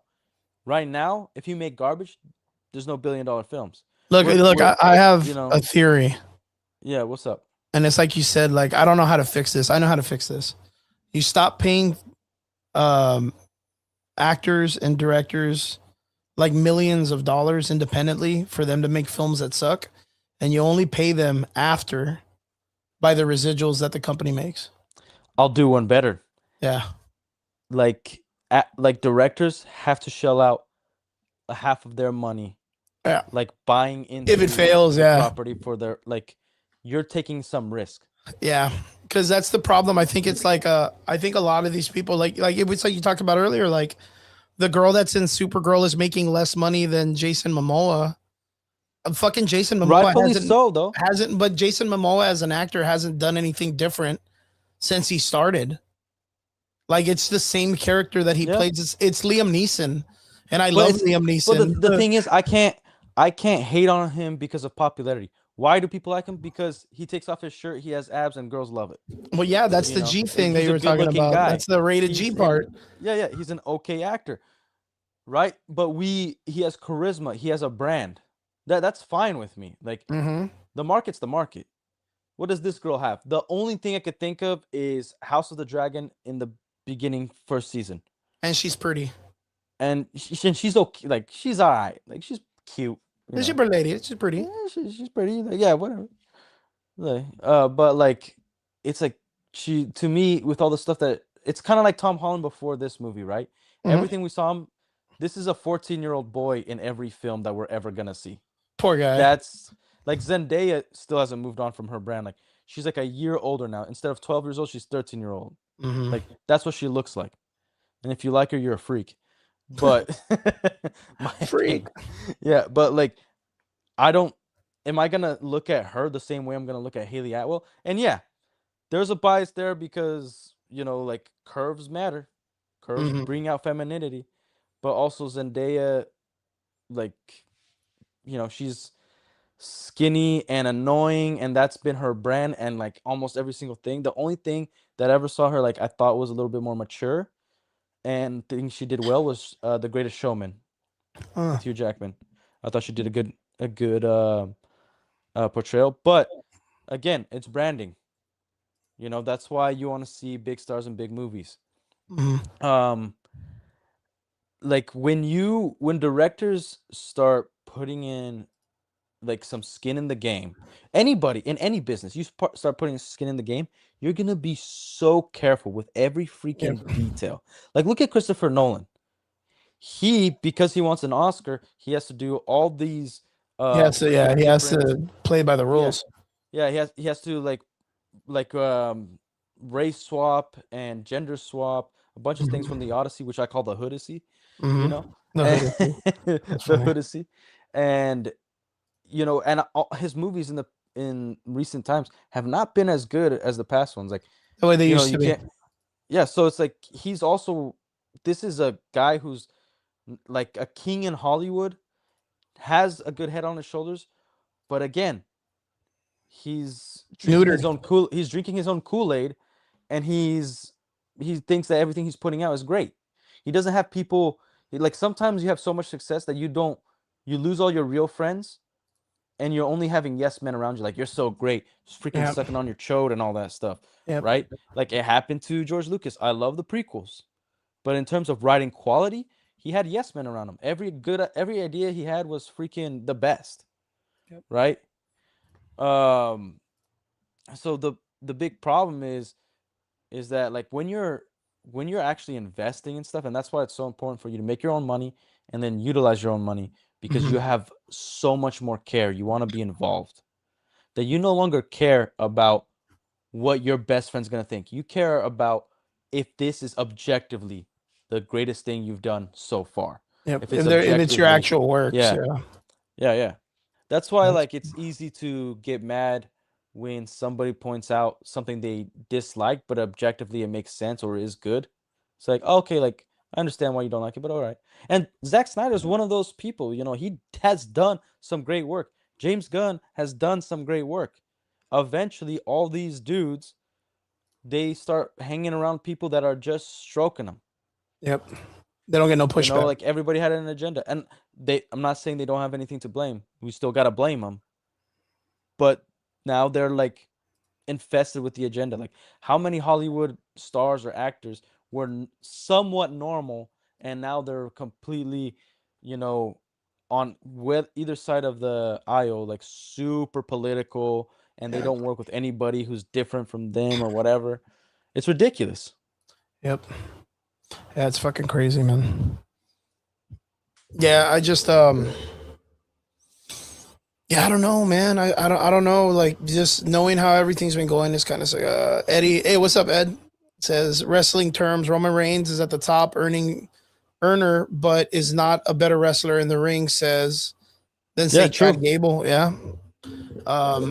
It's just crazy, man. But then it's gonna switch. Watch the political agenda happen when the superhero movie comes out. That everyone's gonna be like, well, this is what we mean by for women and men and the pay gap and all this other stuff. Like it's just going to be more political jargon that people are going to throw out in the open. There are things like it's a good thing he brought up sports. There are things that when they are objectively shown, there's a shift. Like YouTube is a great catalyst. Like bodybuilding, I was really into bodybuilding, right? It's not even a sport, it's a pageant, right? But we call it a sport. You're showing off your muscle, and it's objective. Subjective, I mean. It's not objective at all. Like sometimes, and we've seen it multiple times where like that had to be rigged. I'm not gonna say the name. I knew a trainer that he had this top athlete that was top 5 in the Olympia and whatever, right? He also worked with Arnold. I knew this guy. he went into a competition, and one of the judges went up to him and was like, "Look, man, your athlete looks way better than the winning athlete," because like it was after judging and everything. Yeah. But you're not gonna beat this other trainer's athletes because that guy donated so much. Yeah, there's politics to the sport, to the event all itself. that stuff. Yeah, and there's politics like involved. he has more top athletes trained than he did. So it's like we gotta give it to one of his athletes, and like the fans, especially because of YouTube, caught on, and for a long time, and there's a slight shift again, but for a long time, we saw them start liking a sport that's completely different, but had some of the same base. A lot of bodybuilding fans went to start being fans of the strongmen. Yep. And Eddie Hall grew up. Yeah, blew up. Yeah, like all these guys blew up, and I don't even contribute it to Game of Thrones. Half Thor blew up because of Game of Thrones, but the strongman sport itself blew up because it is objective. Did you move the weight? Yes or no? It's on film. He moved the weight in the proper form. Fantastic. Right? Yep. Like UFC. Like Dana White is known for not liking certain champions. Yep. And he roots for them to lose, but he's not going to take away their belt. Yeah, he's not because if you get knocked out, you got knocked out. Like there's no. Yeah, you can't fuck it up. Yeah. Yeah, there's no way to be like that wasn't a knockout. The dude is drooling on the floor. That's a knockout. What are you talking about? You think you're talking to a complete retard if they start trying to make that argument. You know what I mean? Yep. So in Hollywood, when they start, I don't know what exactly is gonna be the shift. It might be an actor, because sometimes we see an actor and we know for sure that actor, like Henry Cavill right now, he's like the king of the nerds. Yep. He's the representative of the nerds in Hollywood.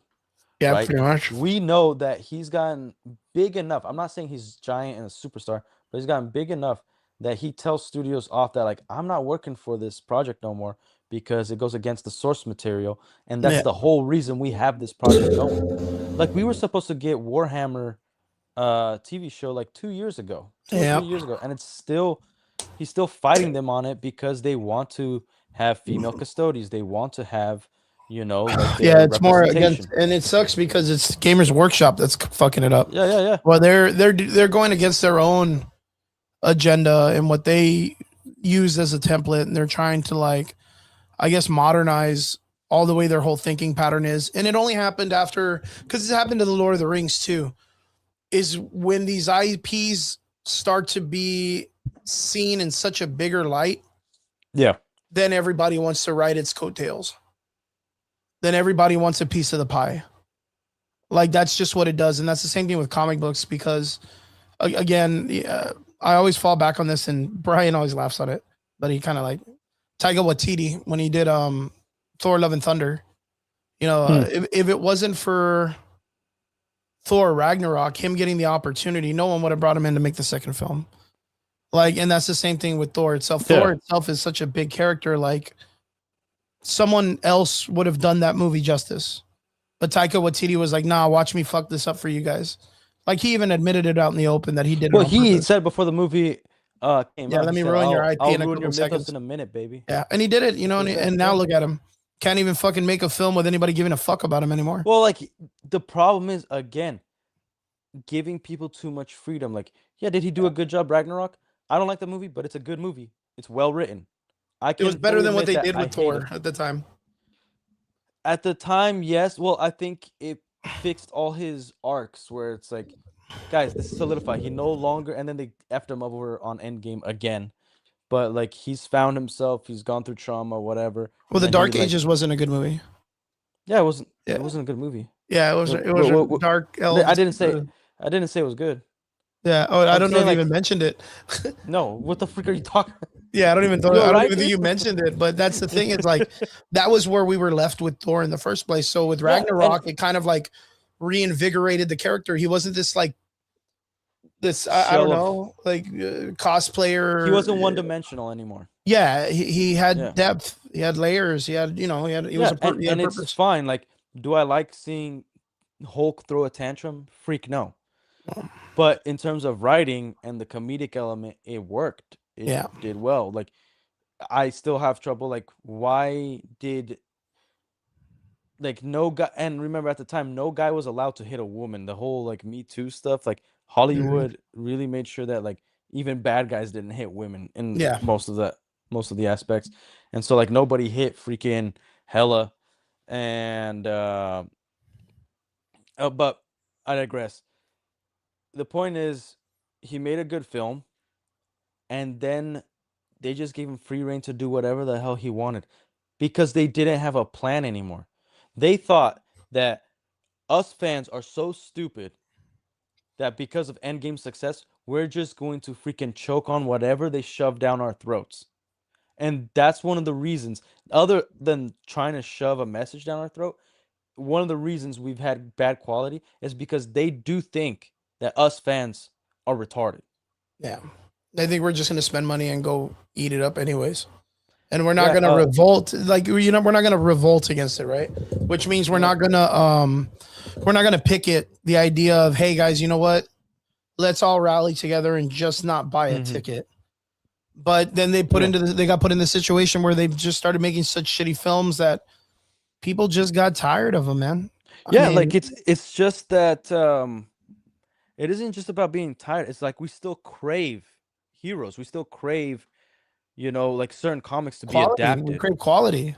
Yeah, we're craving quality. And like we've been starved of just like the good guy, like just a wholesome story of like somebody trying to do good in the world with the power that they have. But it's ignorant to think that we, outside of all of this nature or outside of the nature of filmmaking, are the only ones oblivious or not oblivious to this, because these guys are not oblivious to this. No, I don't they think know that. Exactly why their movies are failing. Yeah, no, I think they do, but they don't want to admit it because they're prideful. Yeah. Like nobody apologizes for like bad quality films. Nobody nobody does. One of the reasons the Sonic movie did good is because we actually had a director that was humble enough to be like, we're going back to the drawing board. We're going to delay this for like a year to 2 years until we get it right. And they released the same trailer where Sonic looked like Sonic. Because again, the reason they thought that it was going to work in the first place is like, we have to make it real. Just the same thing as the X-Men suits, the black to yellow and blue. Yeah. Yellow. And then they're like, oh no, people want to see the video game exactly as it is, like come to life, And then it's not even a good movie, but because like the director actually cared about the fans, people went to go support it. And that's why it has 3 movies, not because of quality, because there is a part in all this, and it is because of them. Before, when I was a kid, and even like my dad, we didn't know who was the director. We would see like Arnold's in a movie, we're gonna go watch it. Denzel Washington's in a movie, we're gonna go watch it. Right? Yeah, I'm like that with comic books. Yeah. And now everybody, I have to know who's the writer. I have to know what they've done in the past, like what their politics are, so that I know what I'm gonna get myself into. Yep. You know what I mean?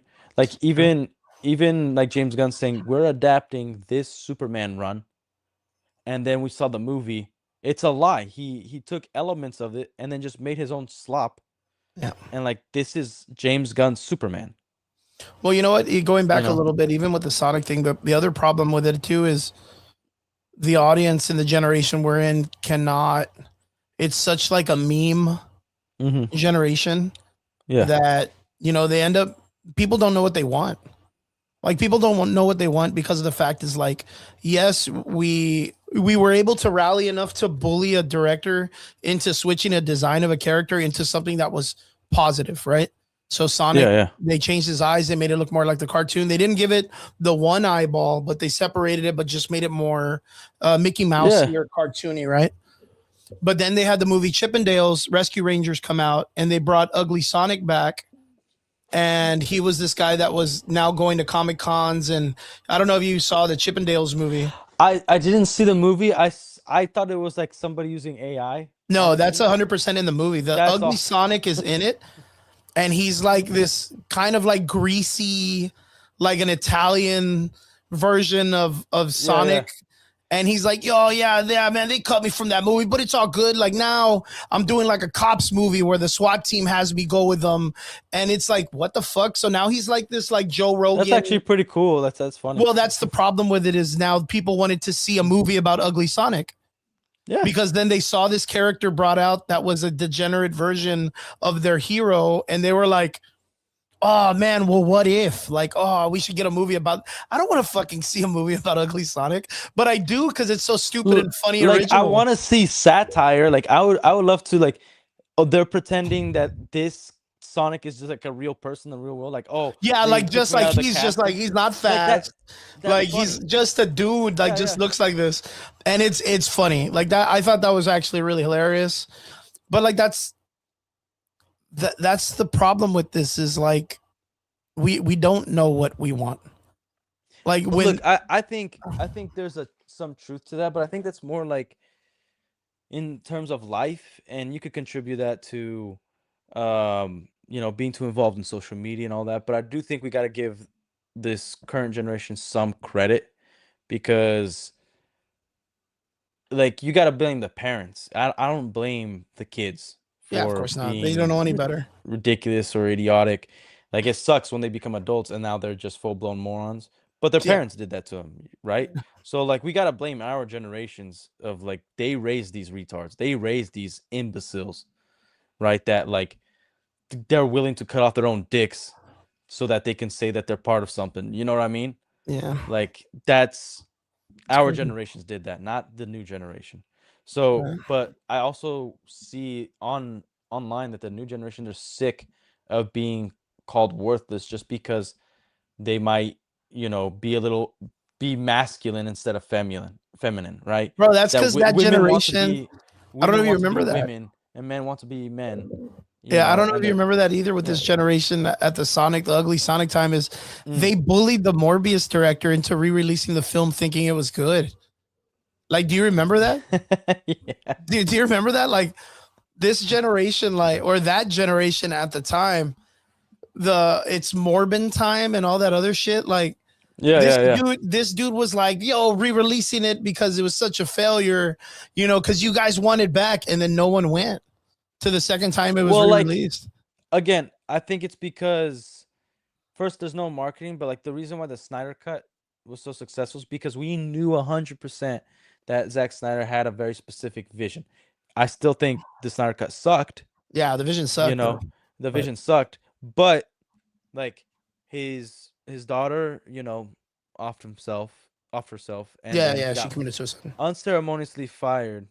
Yeah, I just don't know what words we want to use because of YouTube and all that stuff. But then he was fired, and the studio just be like, take all these pieces that we somewhat filmed and bring back Henry Cavill, and we don't even care if he has a mustache or not.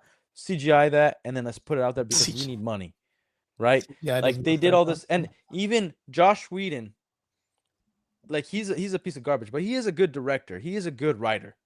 Yep. And I think like there's just too many bad things happen at once. Again, most directors are garbage people, but that's why he's not back in. He, even the beginning of his own Justice League film, has a homeless guy that just says, I tried. I'm like, I got your message, Josh. I got it. I got it. So when that had success, it's like, oh, we know, like, what was the first film to do that? The Donner Cut, Superman 2. We're like, yo, the studio got involved. I have an original cut. Would you guys like to see that? And then the fans were like, hell yeah, we want to see something that was actually good. The theatrical cut sucked. And now we know that studios involve themselves so much that there's potentially really good films out there. Well, what was the one that wasn't like the extended cut of The Lord of the Rings? It was, the theatrical cut was incredible. It was. But then when we saw the extended cut get released a few years later, we're like, why would they ever do that? It's because they wanted more screen time, more butts and seats at one time. Yep. Because a 3-hour film takes away like 2.5 screenings per theater. Per day, right? So if they cut it down, then more people can watch the film. Right? It makes sense in a business sense, but we now, like, I can't even watch the theatrical cut of Lord of the Rings. The extended cut is much better. So there is the element of like, well, we don't trust the studios and they give us slop. Who knows? Maybe the director actually did have something great going on.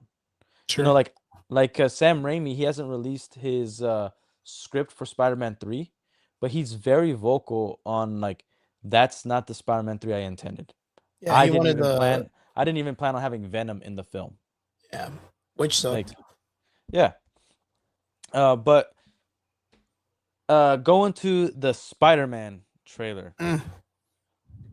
What did you think? I think let's talk about in terms of the trailer, and then in terms of lore, and what are your like first impressions of it? Out of all the movies that we've had so far, Spider-Man, I think this is my most anticipated one because I think that they should have started at this type of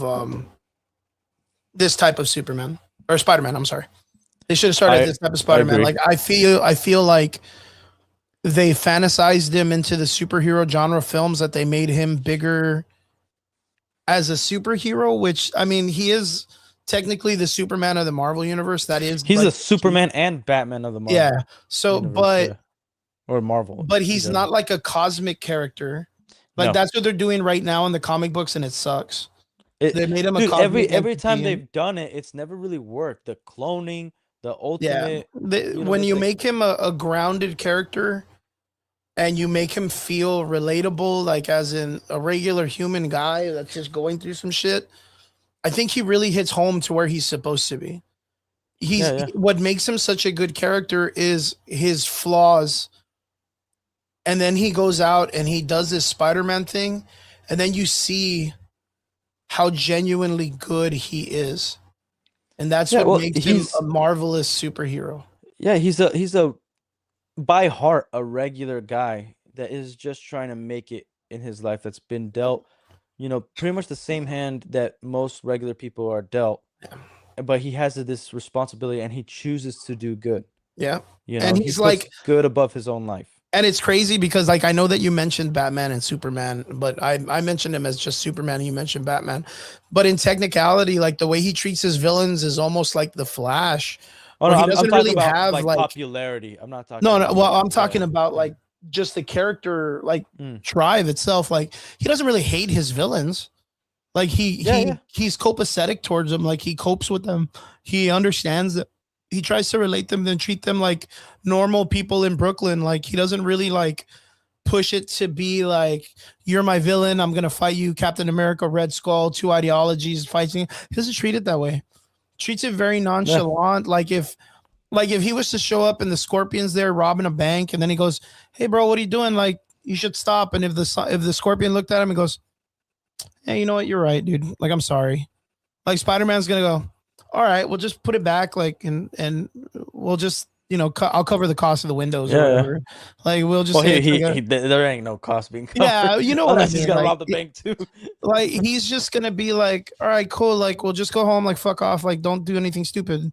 Like, but then it's like, you know, the writing is what makes the villains, you know, more like, and his villains aren't that unrelatable either.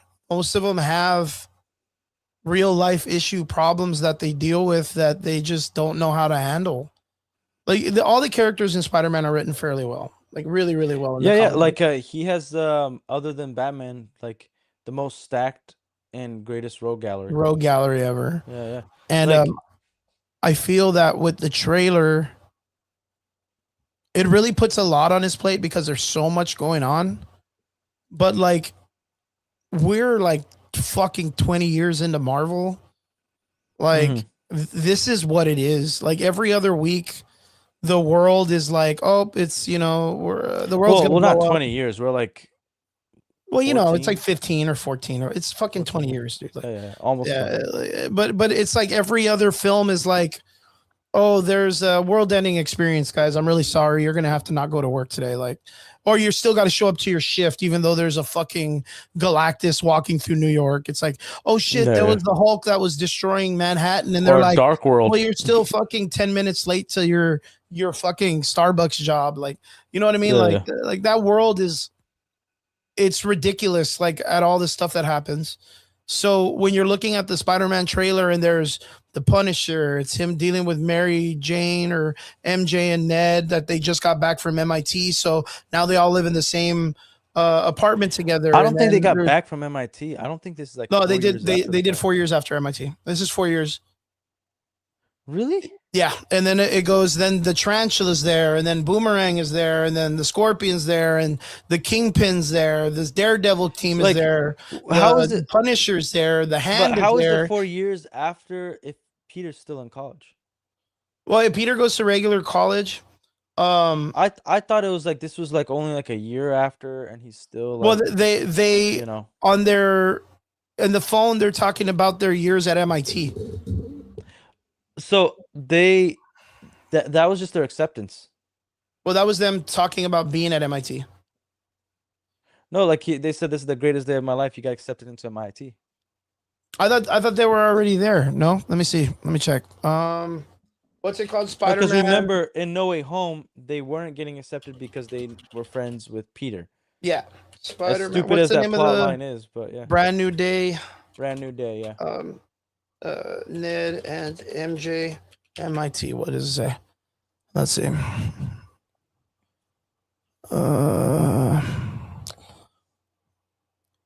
That's gonna tell me to watch the fucking trailer, dude. I don't want to. Well, it's just the beginning. Like, listen to it. I'm not gonna. You don't have to put it up. Sony's copywriting the hell out of it. Usually, everybody reacts to it, and I reacted to it because Disney doesn't copyright. Like, they're actually, as much as I hate Disney, they are not a copyright god. So yeah, because I want to say that they're at MIT or they went to MIT. And then they're either in like a break or there's something because that's when they meet up and they get the hotel or the apartment together. Yeah, but that doesn't make sense. That doesn't make sense at all. Like, if they go move back to Queens, your lease usually isn't a month to month. Yeah, yeah. And then it's so convenient. They live right across the hall of Peter Parker. Like, I thought it would make more sense if he went up there to visit because he really wanted to talk to him. And like there was a party and then he just lied like, oh, I live down the hall, and then like that's it. I don't think they're gonna do it because they're so attached to Zendaya and Ned. I don't want Zendaya in this anymore. I want the real white redheaded MJ, Mary Jane Watson, a real MJ. And I'm okay even if they bring in a Gwen Stacy that's like the Spectacular Spider-Man. Yeah, look, it says just around, it says it's been 4 years since No Way Home. So that means Ned and MJ went to MIT, completed their studies, and moved back to the same exact building as Peter back in New York. Oh my gosh, that's so stupid. Yeah. That's so dumb. So he's just stalking them. He's just stalking them so that way he can move in with them. And look, he's trying to make it happen. And what bothered me about the trailer was he still wants to tell him even though he knows the danger. And I thought we already got over that at the end of No Way Home, where he went to the freaking diner and he had the letter, and then he noticed that like, no, their life is good without me, and I should leave him behind. They weren't the problem. The problem was the problem is knowing the identity. Yeah, the problem was the fucking Mysterio guy. Like they weren't the problem with them knowing who he was. He noticed that like his villains, if he continues as Spider-Man, anybody that knows his identity is that's the trope. That's the writer's trope, right? They're gonna find out who his love is, and they're gonna attack him. And it's the same thing as like the Aunt May when he reveals his identity. Like this was the way that they revealed his identity instead of doing it in Civil War, which is where they were supposed to. Right? In the comic books in Civil War, Peter Parker, Tony Stark is like, yo, look at my boy. And he takes off his mask. He's like, I'm Peter Parker. Kingpin's like, who the fuck is this guy? Kill him. And they were going to shoot him. And then they kill Aunt May. And that's what makes Brand New Day and all this other stuff in the comics. But in the films, Mysterio's like, oh, fuck this kid. I'm going to go and expose him. And he exposes him. And that's when all the people start realizing who it is. So the spell itself did its job. Yeah, it did its job. Like it 100% did its job. Now he just has to reintroduce himself because it doesn't matter if they find out who he is. They can keep a secret because they did before. But they did before, but like it's still leaked by a villain. That's the thing. Yeah, he Like just gets a do-over. So it's just yeah, like he gets it's ridiculous. There's almost like zero repercussions. Yeah. Like here's what I thought they should do if they're gonna make Ned a hobgoblin, which I've They're not. never really liked. They're not. Well, like they insinuated that in No Way Home, where he like, I promise, like when he's like asking around when they're doing the lab stuff, he's like, oh, what happened to your best friend? Oh yeah, he tried to kill me. And then the other one's like, yeah, my If best they're friend gonna also do tried it, to kill that kid would have had to have continued with his diet and all this other stuff, and he kind of failed at that. So let's just be honest. Let's call it call a spade a spade. That guy in the trailer does not look like he lost weight. Yeah, this again. I think if they're gonna do that storyline where Ned becomes Hobgoblin, right? First of all, he does need to lose weight, or I'm just gonna call him the Pumpkin. Yeah, that's it. The bumpkin pumpkin. Yeah, the pumpkin. But let's say he does lose the weight. I think it would be great if, like, okay, he's going to school, he's matured, right? He's now an adult, and maybe he's really for like freedom or something, right? Where, like when you find out that somebody has the power or has erased your mind because it was inconvenient for your life and mine, like you don't get to do that. That is like that's a big moral question. Like I get it because you at the time thought this was the best thing for the world and for you, but you have to live with with your actions. Your actions have consequences. You don't just get to have these superpowers and it's unregulated. And then I think it would be good to introduce the government, which is always Marvel's biggest villain and DC's, where they like and that's the best way to introduce the X-Men, where the government's like, we found out that there's a sorcerer with the power on our planet to erase our minds with a spell, and so we can't have you guys just running around and like unchecked. Like, what else has happened in the world that we're not aware of, and you just wiped our minds? Yeah, that was the Sokovia Accords, though. So yeah, but again, they don't even touch on that anymore, and I get it because of the 5-year blip, so they had other things to worry about. But now that the X-Men's being introduced and we know that the government hates the X-Men, this would be the only time that they could actually explain that better than the comics. Because the comics was like, yeah, we love you, Captain America. You were a social experiment or science experiment. Or we love you, Iron Man. You have like built this armor. We love you, Hulk. And then they're like, mutants are like, oh yeah, I was born this way. And everybody's like, F you. Yeah, you didn't work for those powers. Yeah, you didn't work for these powers. Screw you're a freak. Screw those guys that live on the moon. Fuck Black Bolt, the Inhumans. Yeah, damn. So they at least have to go through a fucking a crystal or a fog and some Terrigen mist. Yeah, well, like they could do that, and I think it'd be pretty solid. Again, kill Zendaya off. Don't need her. Well, you don't need to bring her back because she's not even supposed to be MJ. Like Mary Jane. Not only she's not supposed to be Mary Jane Watson, she's just MJ. She's a worthless character. Like, I like Ned, but that's me. That's just my taste. Like, I like the guy. He's funny. Yeah, he's funny. But he's the same thing as the Mexican dude from Ant-Man. Yeah. He's the Mexican guy from Ant-Man. The one that's essential. Okay. No. Like Ned to me is like he's the comedy relief, but like they really fucked up his character for me in No Way Home. No Way Home, they were nothing. Yeah, you take them out of the film and the film still happens. Well, he fucking was the biggest MacGuffin that learned how to use the sling ring faster than fucking Doctor Strange, dude. They just shit all over that theory in moment in history. No Way Home has a bunch of issues, mainly being Ned and Zendaya. Yeah. Again, like I said, but in terms of the trailer, I think this trailer, obviously, I wanted to talk to Derpy about this, but I think even if you hate it, it did a better job than the Lanterns did. But Lanterns is a fucking TV show that's going to be like on Apple Plus or whatever. Like no one gives a shit about that. It's going to be on HBO Max, but like I'm talking about, about that show.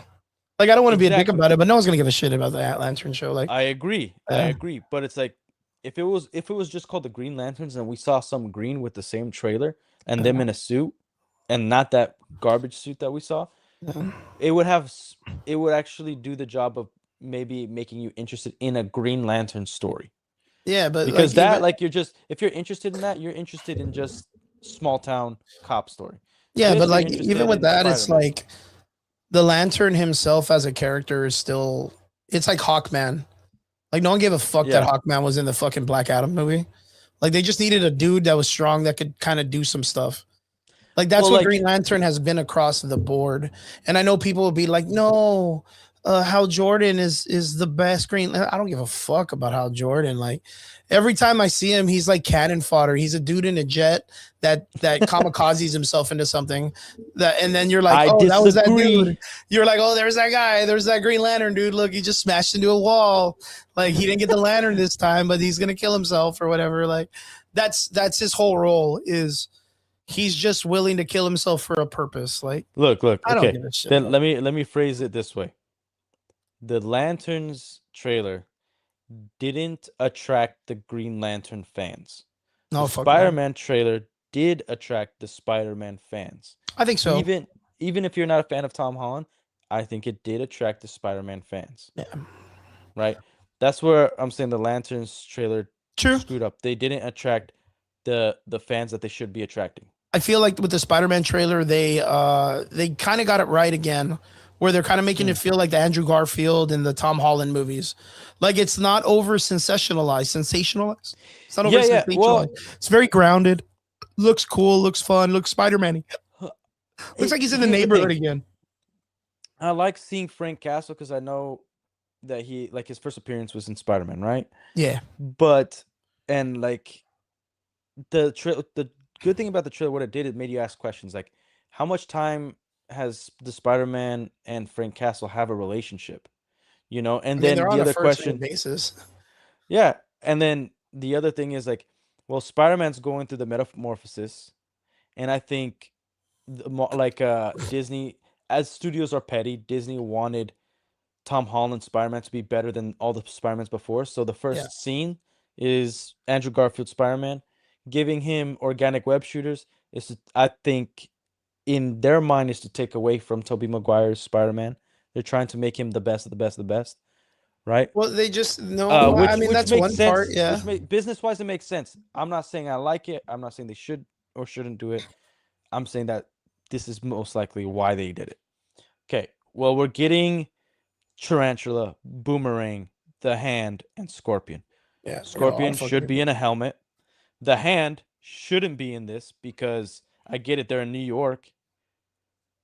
But Spider-Man would wipe the floor with ninjas. And he is.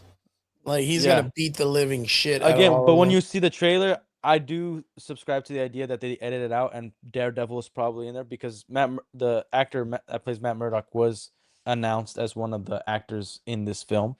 Yeah. So, yeah. I do disagree with the not having, like, I've always thought it made sense to have organic web shooters. And Tobey Maguire actually talked about it when he got cast as Spider-Man, where the reason why organic web shooters, they went with that because they did have the prop and they developed the cartridges and everything. Was like, well, if he's smart enough to make this, wouldn't he be smart enough to invent something that would take them out of poverty, and then he never needed to go to the ring and wrestle? And so it was like, I think he did better than the comics. I truly do believe that. I think the organic web shooters are a good thing. Now, do I think Tom Holland needed to have organic web shooters? No. Like his Spider-Man. But fine, we're getting it. It plays into the evolution of him get in the cocoon and being the man spider or whatever. Well, it's what do? Yeah. You've already given him the fucking Crimson Spider outfit or whatever. Yeah. Well, you already given him his ultimate version. Also, just to say to Amityville, yeah, it's not going against the comic history. Yeah. Because I'm not destroying the character in and of itself. Tom Holland's Spider-Man, up until this point, has gone against comic history in the whole MCU. But when, like, for instance, Green Lanterns, in their first comics, they did hang up the suit. It wasn't made by the Ring. Mm-hmm. And then later on, the Ring became a communicator. It wasn't a communicator at first. So there's a progression that comics can have. Yeah. Like, if you're if you're Spider-Man and then you no longer have Uncle Ben, you no longer have parents, Aunt May is young, you know, you're getting your suit by a billionaire, I would say all that goes against the comics of who Spider-Man is, because there are innate things that are Spider-Man, his background, how he gets bullied in school, the choices he makes, the environment that he lives in, right? Yeah. If you take Peter Parker out of New York, and you're like, now this comic run is going to be in Chicago, you can't write him the same because the environment is different. If he was raised there, he's going to speak differently, he's going to act differently, it's going to be nurtured all differently. that stuff, right? So just the fact of like giving him, this isn't giving him invisibility, this isn't giving him, like the ability to grow arms or legs. This is just giving him web shooters, where like if anything, this is going to make him OP, right? Because he's not only super intelligent, but now he has organic web shooters, which he doesn't need to no, like, you could like it, but like, I agree that there's some things you don't change, but I think this, having the cartridges, it's fun and all, but having web shooters, nobody's thinking about it when he's using his webs and he's swinging across the building. Like, web shooters add for a more interesting story, because if you run out, now he's in a different type of situation, right? Like, he can't use the same fighting styles as he would if he had full-on web shooters. So, oh, by the way, that's nowhere. You went way off the rails, man. That's nowhere near having Superman kill or Batman kill. Yeah, but like, I do understand where he's coming from. They're like, even to this day, I think Spider-Man still has web shooters. Yeah, no, that's books. Fine. Like I'm okay with, and it happens. It happens in sometimes, which I think Amityville should take into consideration. During the metamorphosis, this dude's going to change into having 6 arms and fucking turn into a full-on spider. Like, I guarantee that the organic spider webs are going to be a side effect of all of this stuff that's happening. But the question is will Marvel go back and change it back to him using cartridges after, all the metamorphosis is done because they fixed the challenge? Or will they keep it because it's convenient for him not to be needing to switch out his cartridges and film? Because that's the only reason why they're probably going to do this, is because you can't have it where he's doing a bunch of stuff and then all of a sudden he has to go click and then re-put them in and then, start up. It's like, that's why in John Wick, the dude always shoots fucking 40 bullets before he reloads after every fight. Yeah. Like, your brain doesn't click because there's so much action going on. And I think that might be the reason why they're going this way. I don't think it's to really harp on, Tobey Maguire's Spider-Man. Again, this is the ultimate version of Spider-Man. This kid's originally supposed to be, he's going to die because they're going to bring in Miles Morales in this world. Maybe. No, 100%. I'm telling you, I'm making a bet right now that this Tom Holland is going to die. Yeah, not now. Actually, but he's going to die. And the reason why is because he's the perfect version of Spider-Man. He knows all the supervillains by name because he got to meet every one of them in No Way Home. These major villains, right? Ned, you don't have Osborn. In fact, everybody's talking about the Ezra character that's in Ahsoka that's macking on Zendaya. That's the same guy that played Ezra. And everyone's being like, oh, that's Osborn. But the moment he hears the name Osborn, he's automatically going to put it to the Green Goblin guy. He's going to know exactly who the fuck that is. Same thing of Osborn. That's why Octavius is switched out for Green or for Hulk, Bruce Banner, because the moment Octavius comes out, he knows exactly who this fucking guy is going to be in his universe. He knows who these people are supposed to be in the other universes. He already has a one-up on most of his villains. Of course, not the I wouldn't say most. I would say most. His main he has the main ones that are the biggest problems. Practically. Yeah, because he doesn't know who the lizard guy is going to be. He doesn't know who the Vulture is. He doesn't know who Morbius is. He doesn't know who the Kingpin is, even though Kingpin's pretty obviously a villain. But like he doesn't know the Hobgoblin. But he doesn't need to know the Hobgoblin. You can't have the Hobgoblin without the Green Goblin, because it's his technology that creates the character in the first place. If you stop the Green Goblin, it doesn't mean you're stopping the Hobgoblin. Like, if you the kid's making Death Star Legos. He's not making fucking Oscorp fucking military items. You know what I mean? Because we're talking about Ned. No, I get that. Look. I totally I see the logic. Yeah. I am not sure they'll do that because across take the animation across the Spider-Verse, it did really well, right? Yeah. The problem with it, right after, is people were like, I don't want to see Peter Parker as a loser, and killing him off was a bad idea. Because it propped up those comics. Miles Morales was never popular in the comics, ever. Well, fucking Miles Morales was never in the Spider-Verse. Across the Spider-Verse? No, he was never in the original comic book, The Spider-Verse. Yes. They took the title just to install Miles Morales. The original Spider-Verse in the Totem the Multiverse never had a Miles Morales. I know that. I know. So this is where you need to take the concept of what they're doing. Like this is their most popular character that they have in the entire MCU. Mm-hmm. Like, I don't think they're going to kill him off anytime soon. Do I think that there's potential to kill him off and bring in Miles Morales? Yes, 100%. They already hinted at it, No Way Home. Yeah. Also, they keep talking about multiverse stuff. There's going to be an incursion. We hear the whisperings of they're actually going to reboot the entire MCU. Yeah. Right? There's a lot of things that could happen. But I'm saying in isolation to this movie, right, to this trailer, the trailer... I'm glad with all the scenes that they use because it doesn't feel like we know anything about what the plot's gonna be. It actually makes you have a lot of questions. So therefore, that's what we should be talking about, and that's what we are talking about, right? Like this is what is supposed to happen when a trailer comes out. Not if it's gay or woke or whatever. Yeah. Like, what do we want from it? What's the lore? What's coming out of it? Like when I saw the buildings, when he's like fighting Frank or whatever. Yeah. I wanted to know, was that just regular construction or damage from the tank? Or was it construction from the 5-year blip? And we're going to still see it's from the Century. Huh? It's from the Century. Century? Yeah. But are they going to touch on that? Well, they're going to do that. And plus it's from the stuff that happened during Daredevil season, whatever the fuck. And all the stuff that they were doing with all the violence that was going on in the city. Because they were rioting and they were doing a bunch of stuff. But it's supposed to be backlash from all the stuff that happened in Daredevil. And I don't know if that kicks all the way back to the Defenders, to what they were dealing with the Hand. But that's kind of where I think Daredevil's going to be in it.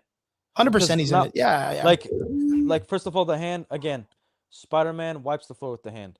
And it did bother me that we didn't get Wolverine versus the Hand before Spider-Man. Yeah, we did. We got it in that fucking weird movie with the Silver Samurai bullshit. What was it called? Wolverine 2? Yeah. The shit was that the Hand? That was 100% the Hand. Literally, the comic book is based on it with the arrows in his back and the chain. In the movie lore, did they call them the Hand? No, because it's the Silver Surfers group, but it's the Hand. I know. But we have to take it as it is. Yeah, but if I was to say, we know where the idea comes from. But we 100% knew. And again, since they took that comic book cover and put it in that movie, you can't recreate it now because it's already been done. Now, if you do it, you're just going to get compared to it, and that's it. Yeah, so that's the Hand, because the Silver Samurai. Name another ninja clan other than the Hand that's in the fucking Marvel comics. You're not going to tell me the Silver Samurai's clan because you don't know what they're called. And then you're going to be like, well, fuck it, it's the Hand, because all ninjas are the Hand in the fucking comic books. If not, it's the Foot, and that's the Ninja Turtles. Yeah, but the Foot came from the Hand. The Hand, it's the body, bro. It's the body, yeah. That's the thing. Like, and Daredevil fucking created the Ninja Turtles. The Ninja Turtles were created because of Daredevil. Yeah, 100%. Yeah. Like, the same mutagen that covered his eyes covered them. Yeah. Yeah, I remember. I know. Well, that was written after, but yeah, I understand this. No. The creator said that it was like his 100%. He did from Daredevil. It's a fucking Ninja Turtle guy. Of course, he's gonna be like, "Fuck yeah, dude." Yeah, we're all connected to everything. But okay, look. So Daredevil's gonna be in it. Look, and I'm kind of not happy about it. Mm-hmm. But I have a theory that they're gonna do. I don't know if you were familiar with this, but there was a time where Captain America was a Hail Hydra one, right? Yeah. And there was a part where he was in charge of Thor, in charge of what's the not Sidorak, but the one that Scarlet Witch turns into, the fucking demon that she's a part of. I forgot the name of the demon that she. Mephisto? No, the other one. Like There's which? another one. The Citadel one. The one that wrote the Dark. Was it the guy that turns into the mist? No, let me look at it real quick. Well, you know what? Actually, Hulk. Control. By. I think they're gonna go with this series. So there is a part in the comic book where Hawkeye kills the Hulk, right? This is right before Captain America goes evil and the Hulk is dead. What happens is when that happens, I'm gonna click on it here. Yeah, let me see if I can find this because it's very difficult to find because a lot of people didn't give a shit about it in the comic books. Well, the Hand wants the Hulk's body so that they can bring it back to life and use the Hulk. So Captain America helps it out because it's in the same area, or he uses the same technology to revise the Hulk to fight against Iron Man's new Avengers that are going against the Hydra Captain America. So like in that time, it's like evil. It's evil Hulk, dude. And the Hand is the purpose behind it. And I kind of don't want them to go this direction, but I feel like they are. And they're going to use that. They're going to use that part of the comic book and it sucks. Did you hear that? Like, it hasn't been confirmed by the MCU, but the original plan was that during the 2012 incident, the Hulk is responsible for killing Peter Parker's parents. Yeah, but it was Wolverine. And it was Bruce Banner and Dr. Connors were the ones that developed the Lizard Man, the super spider that bit Tom Holland. Yeah, they're the reason, and that's why he goes to Bruce Banner instead of Dr. Connors. Oh, in the film, he's in ESU. In the trailer, he's in ESU, and that's where Dr. Connors works. Yeah, but again, in this universe, we probably don't have Dr. Connors Lizard. Yeah, again, they're switching everything like that, right? Yeah, well, like one of your theories, I'm not sure if that will actually, just because he knows that that will, like, who the villains' names are, and he has a 1-up. It doesn't account for the pride and ambition of those guys before they're villains, because the scientists are like, okay, well, like, let's say he's like, here's the serum for you to grow back your arm and not turn into a giant lizard. They're going to want to take that and amplify it even more their own way, right?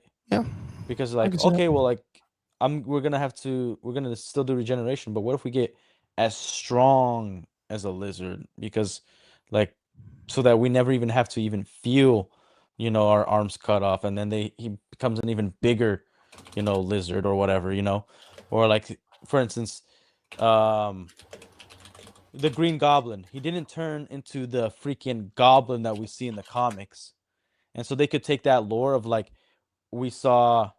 What's the actor's name? I don't know why I'm spacing out on his name. The guy who plays the Green Goblin. Oh, I forgot his fucking name too, bro. Yeah, well, obviously he didn't turn into some different creature, right? Right? But what if it's like he goes to that Osborn, which apparently there's rumors that Matthew McConaughey is going to be Dr. Osborn, but I don't know. Okay. But if, let's say, they take not James Franco, his dad, saying Cap from the first Avengers and save Peter's parents from a deleted scene.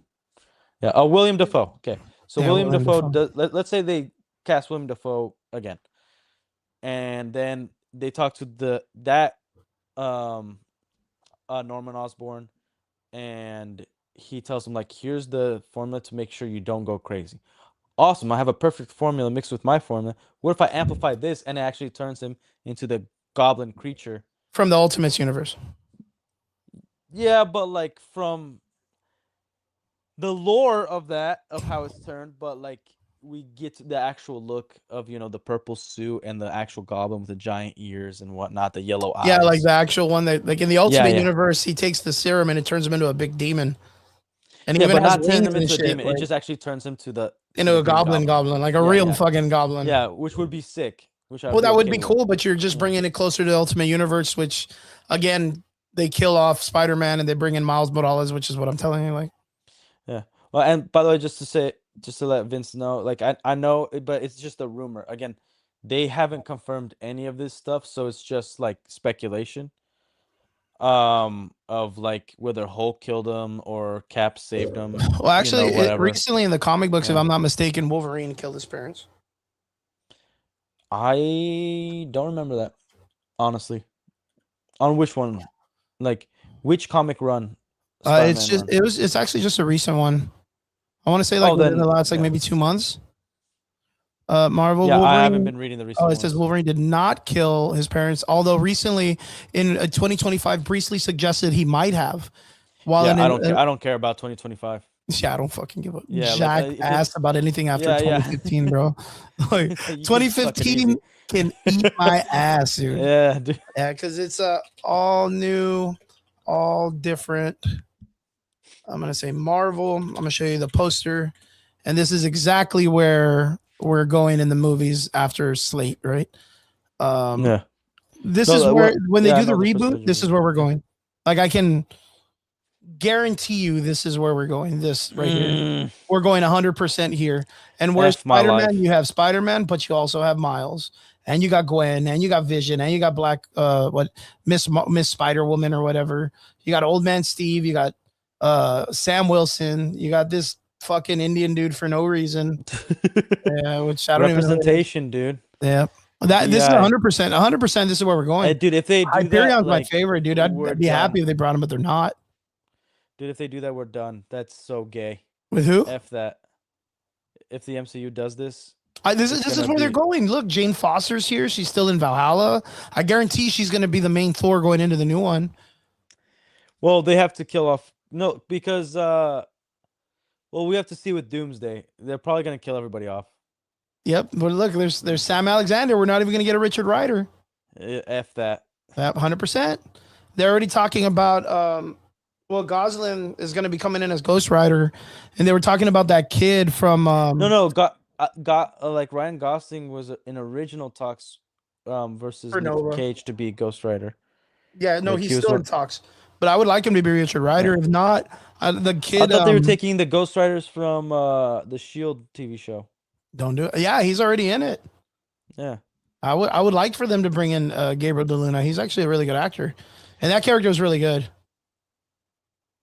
But yeah, this is what we're looking at for Marvel going forward. That is garbage. This is here, bro. Nobody wants You have her. She used to be an Inhuman. Now she's a Marvel mutant. Dude, now she used to be retarded, and she's still retarded. We don't want it. Yeah, there's Miles. There's Tony Stark without Tony Stark in it, which will probably be Ironheart. There's Vision. I hate Vision. Ironheart, and I hate that we had Mephisto and Ironheart. She's the best. Mephisto is a bigger villain than Thanos. And they just threw him in Ironheart like he's nothing. Yeah. And just like Galactus, just threw him in Fantastic Four like he's nothing. All villains that were bigger than Thanos. Freaking Galactus, Doom. Oh, there it is. Freaking Morpheus. There it Magneto. Is. All these are bigger than Thanos, dude. Like, this is ridiculous. They don't know what they're doing. But, like, okay, but to the Spider-Man trailer itself, I think... oh my god! There it is, bro. Dude, take that off the screen. Look at all of these great characters. Dude, to tell you the truth, I barely know half of these fucking people, dude. Like that's not worth knowing. That's the Moon Girl. Man? Look, you see this character right here? This was this girl that's smarter than Reed Richards. But not only her, she's smarter than Reed Richards. Yeah, not only her, apparently he's smarter than Reed Richards. The power of being better than everybody. Yeah, that's Marvel. Who the fuck is this better green than guy? Everybody who's ever existed? Look, who the fuck are these normie ass people over here in the corner? It's not even a superpower. That wanted a picture. Hey, I have a gun. Can I get a picture with you? That's got to be Quake. How is Elektra still alive? Yo, she's the fucking director of Shield, dude. Is that supposed to be Cable? Yeah, right here.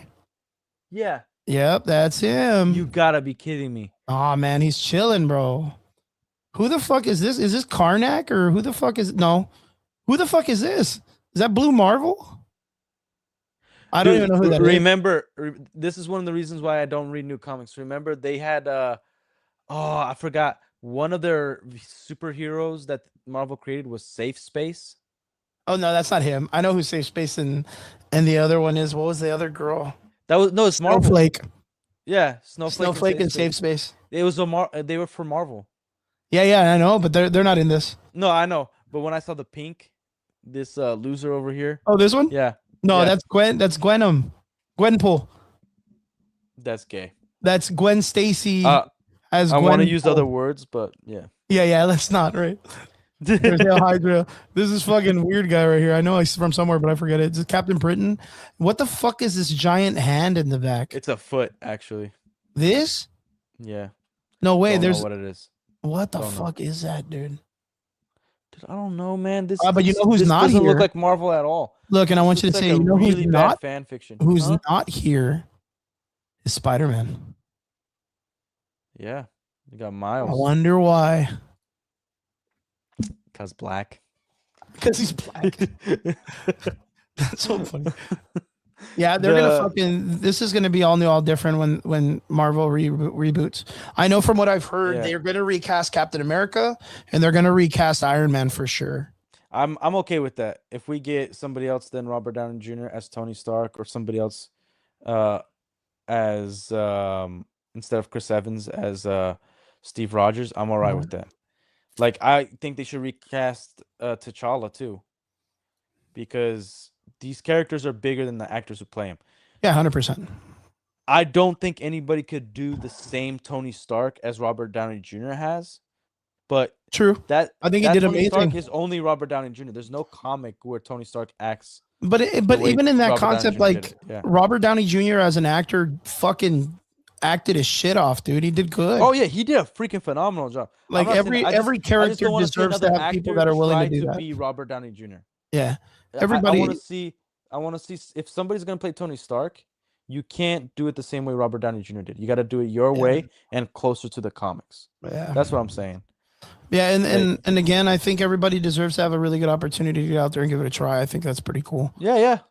Like, I remember the guy that played Jim in The Office. He auditioned for Steve Rogers against Chris Evans. He actually even put on the suit. But I think, just to finish off on the Spider-Man trailer, I think the Spider-Man trailer, there's a lot going on. I hope in the beginning of the film, he's like he's fighting Tarantula, he's fighting Boomerang, and he arrests them, right? Yeah, I think they're gonna be like cool flashbacks. Like, I don't want to see the same problems that we got to see in Spider-Man 3, Tobey Maguire's Spider-Man 3. And like I don't want to see those issues, right? The where like there's just too many villains in one thing. Yeah.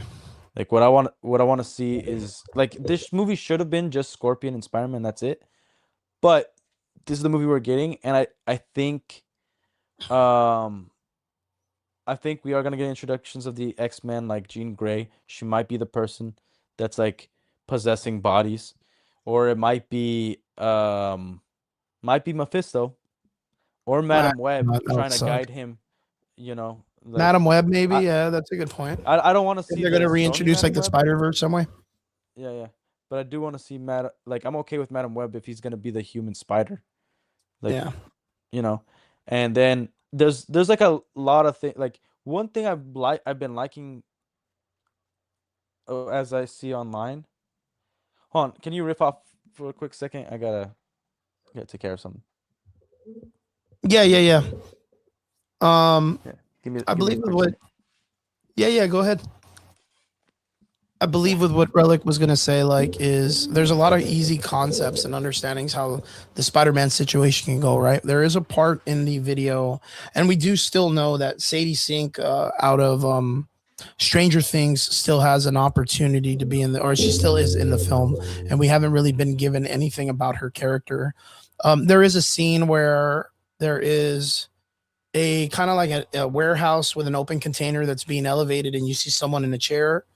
That a lot of people are like, oh, that's Sadie Sink, or vice versa to the idea of there's a part where there's a character with their hands open that looks very very villainous. To me, it's a very villainous move that there's a lot of like that person is enjoying whatever it is that they're doing that might be malicious. Do I think it's Sadie Sink's character? If it is, I think she's going to be playing the Spider Queen, right? Let me go ahead and bring this up. Spider Queen Marvel, yeah.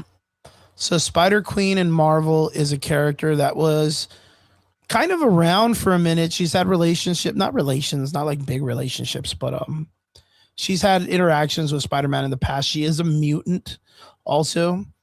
And yeah, she's able to telepathically control people also. She has that kind of power. And this character has been rumored to be a villain in the series recently. So a lot of people are starting to talk about it being that this might be the character that Sadie Sink is going to be. But again, you can see it in here that she's more of like, you know, dark hair, not what Sadie Sink is popular for, the bright red hair. And a lot of people right now believe that Sadie Sink Marvel is going to be Jean Grey, right? A lot of people are going with the idea that it's Jean Grey. Do I think it's Jean Grey myself? No, I really hope it's not Jean Grey, because that means they're going to be doing a reboot of the character. We are supposed to get the original Jean Grey actress from the Fox universe in the new series, or in the beginning of Doomsday. And then she's supposed to get taken out. And if they bring in Sadie Sink's character, I believe she's going to be, if it's a Jean Grey character, a time displaced or a multiversal displaced version of the one from First Class when she was younger.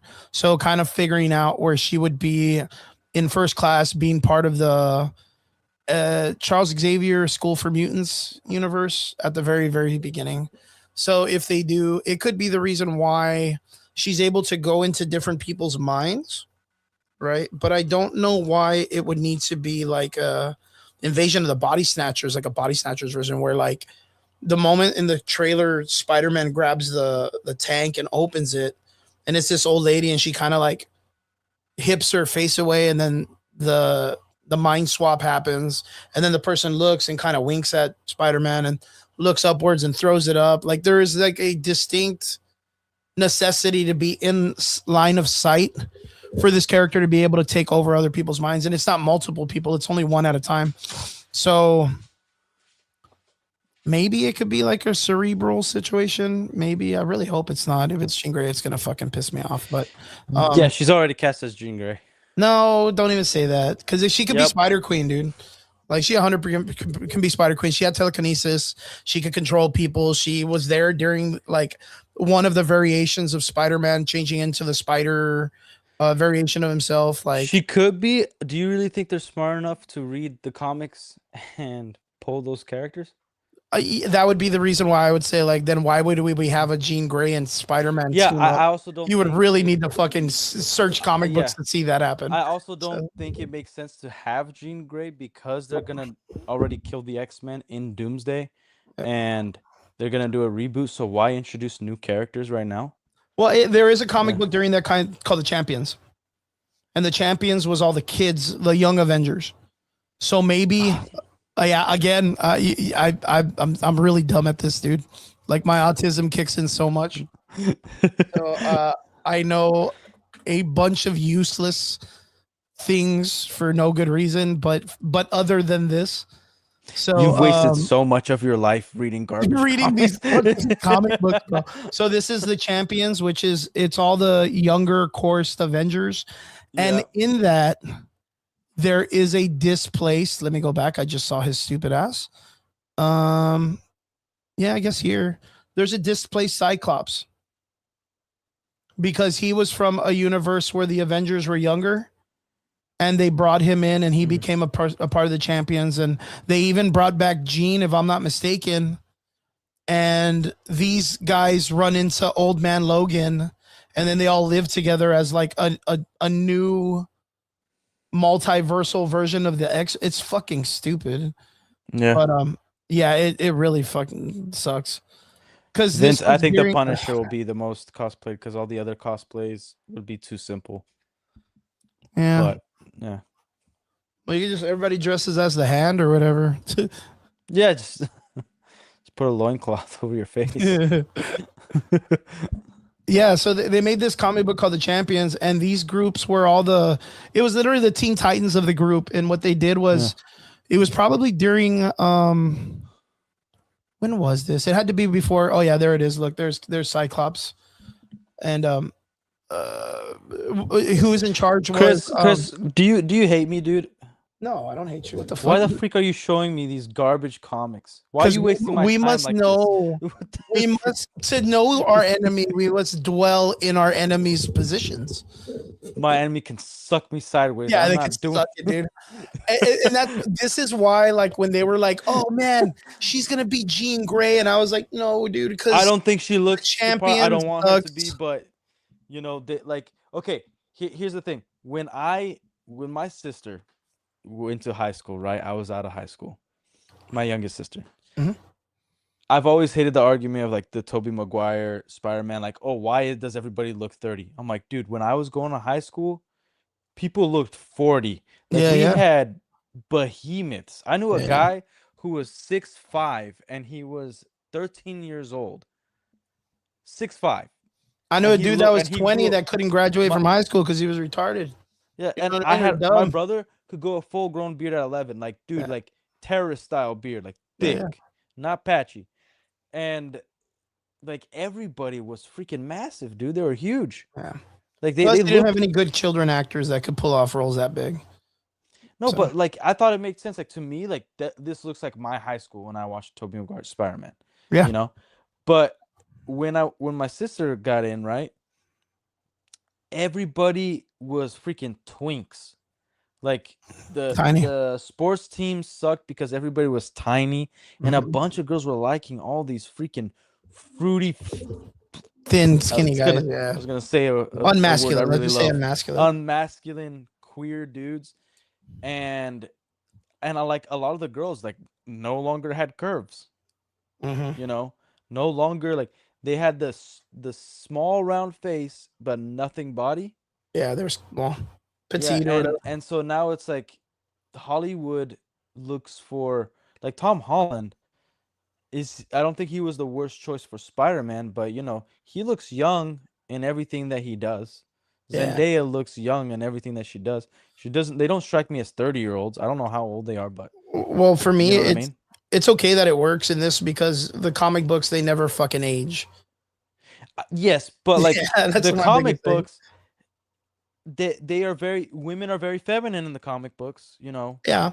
Because it's like, dudes who made them, Yeah, but women like that exist though, and in Hollywood definitely exists like that. Yeah.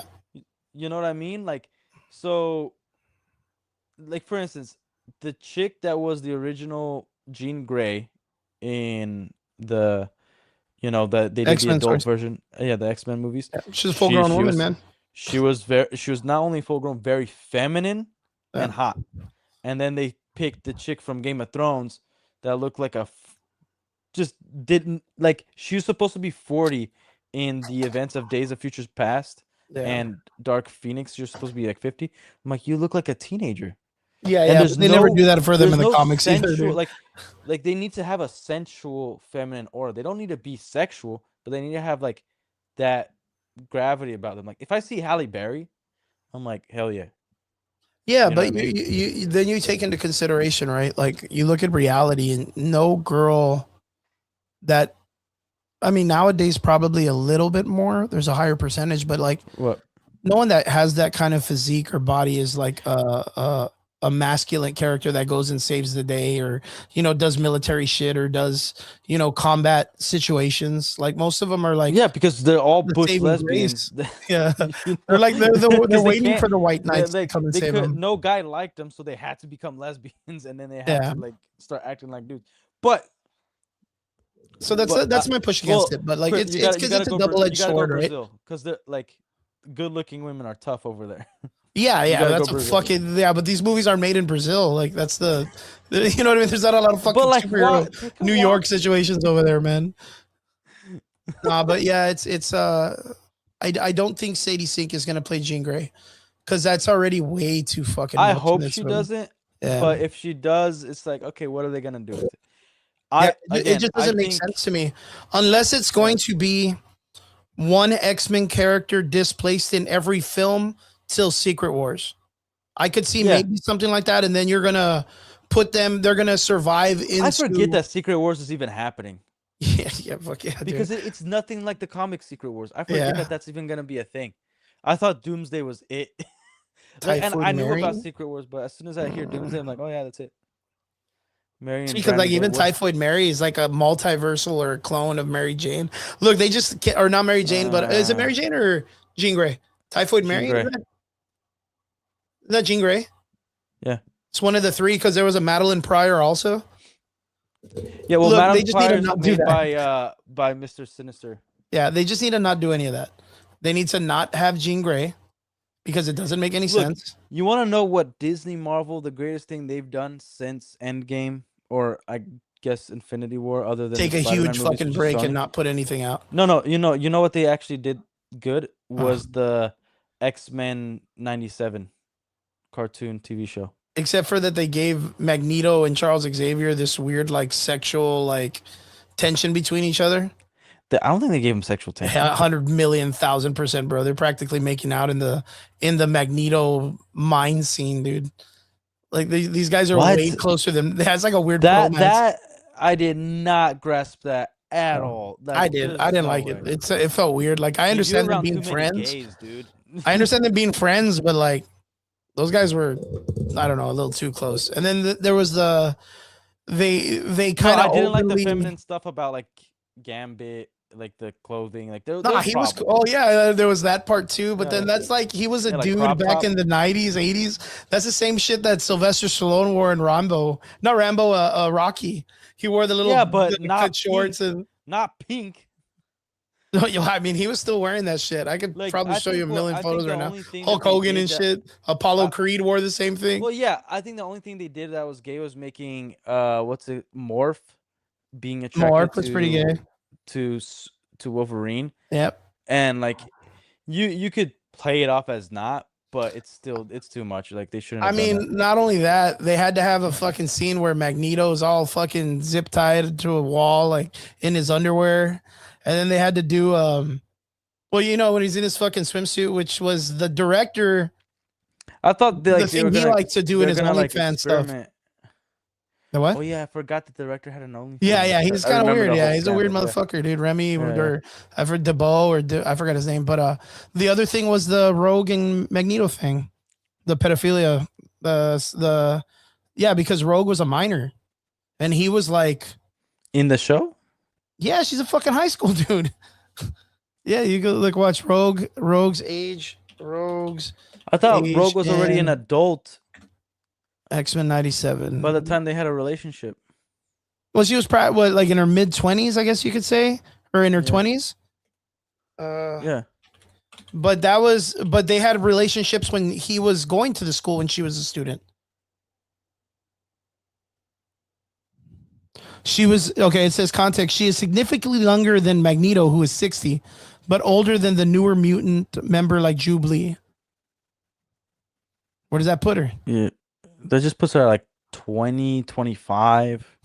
And you don't think it's kind of weird with the 60 part, with her being 60? Well, maybe in their 20s? like, but you know, I'm just saying. Like, you know, I'm not getting mad at Hugh Hefner. But you should. What happened to this country? Yeah. What happened to this country? Yeah. But I don't know. Like, hey, man, if you're powerful and rich. Yeah, I don't know. It's because it ranges in situations because it's easy for the writers to do that.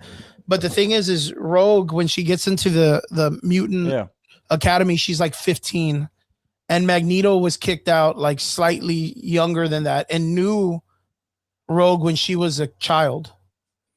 And it's factored in the comics that it's written that he grooms her. Yeah. So that, I mean, even with that, it had to have started before she was 20s. I think the intention to groom her was to just, use her on his side, right? And then it's still weird. I'm not saying grooming is a good thing, but I'm saying is that like the whole love interest thing later on that happened, like in the comic books, Rogue is 16 at most of the Savage Land incident, where Magneto is 55. Yeah, but that's not when they have a relationship. Yeah, that's when he started like courting her.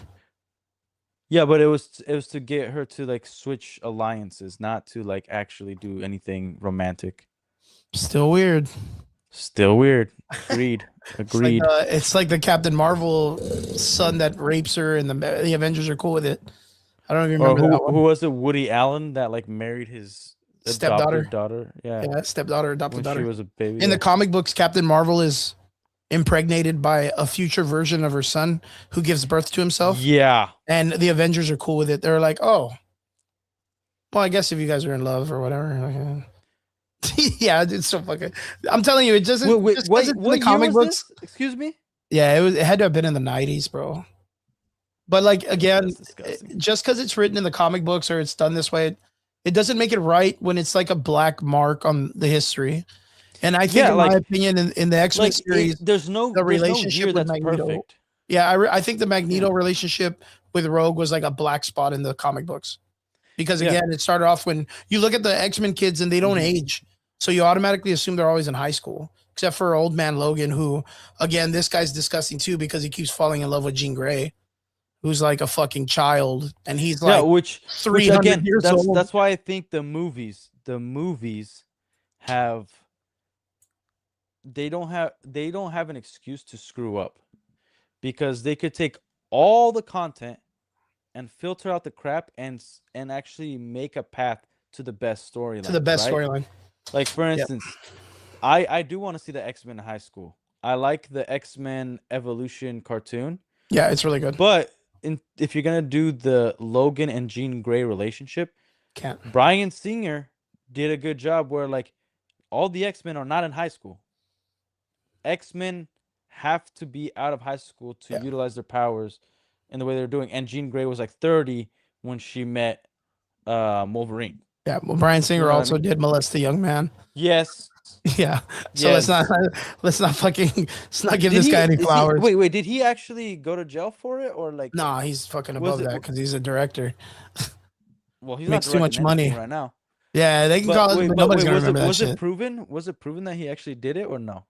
I don't remember too much because I didn't really get into it, but I do remember that. Or he was called out like a Kevin Spacey situation where, Well, I know he was called out and that he's never really come back from it.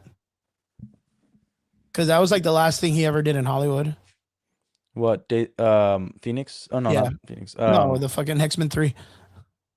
The first set. No, he didn't do X-Men 3. He did Superman Returns. The same guy that did Dark Phoenix did. Yeah, because that's when he was called out, wasn't he? Didn't they start calling him out around that time? I don't know when he got called out. I honestly don't. I want to say that they called him out later on because they didn't know that he was doing that shit. But I know we keep getting sidetracked. Sorry about that. But no, it's fine. Like, this is what comics are. Like, this is the nerd stuff I like to like talk about, like the positive and like what's good, the lore wise, everything. That's why like when Amityville, sorry if I forget your name, why like just because a comic did or say something doesn't mean we have to take that as gospel, because there is a line of like, this is the character, right? This is this doesn't take away from the character being someone or something else. It just takes away Sir Amityville. Is it E or A? So that's why I think like web shooters, you can't say it's the same thing as Superman killing somebody. It doesn't take away from his character. It's just a different way to use the same power, but it's not egregious. It's just a preference. You know what I mean? Like yeah. But I think the Spider-Man trailer did not only do a great. Oh, am I vile? Oh, yep. Yeah. Yeah, as you were Like saying, the the answer was yes. Spider-Man trailer, I think it did good. I think it kind of gave some kind of like, I'm anticipating it more. Me and Yeah, myself, like like I'm not saying I'm I ready. want to go to the theaters. Like I'm waiting till it comes out.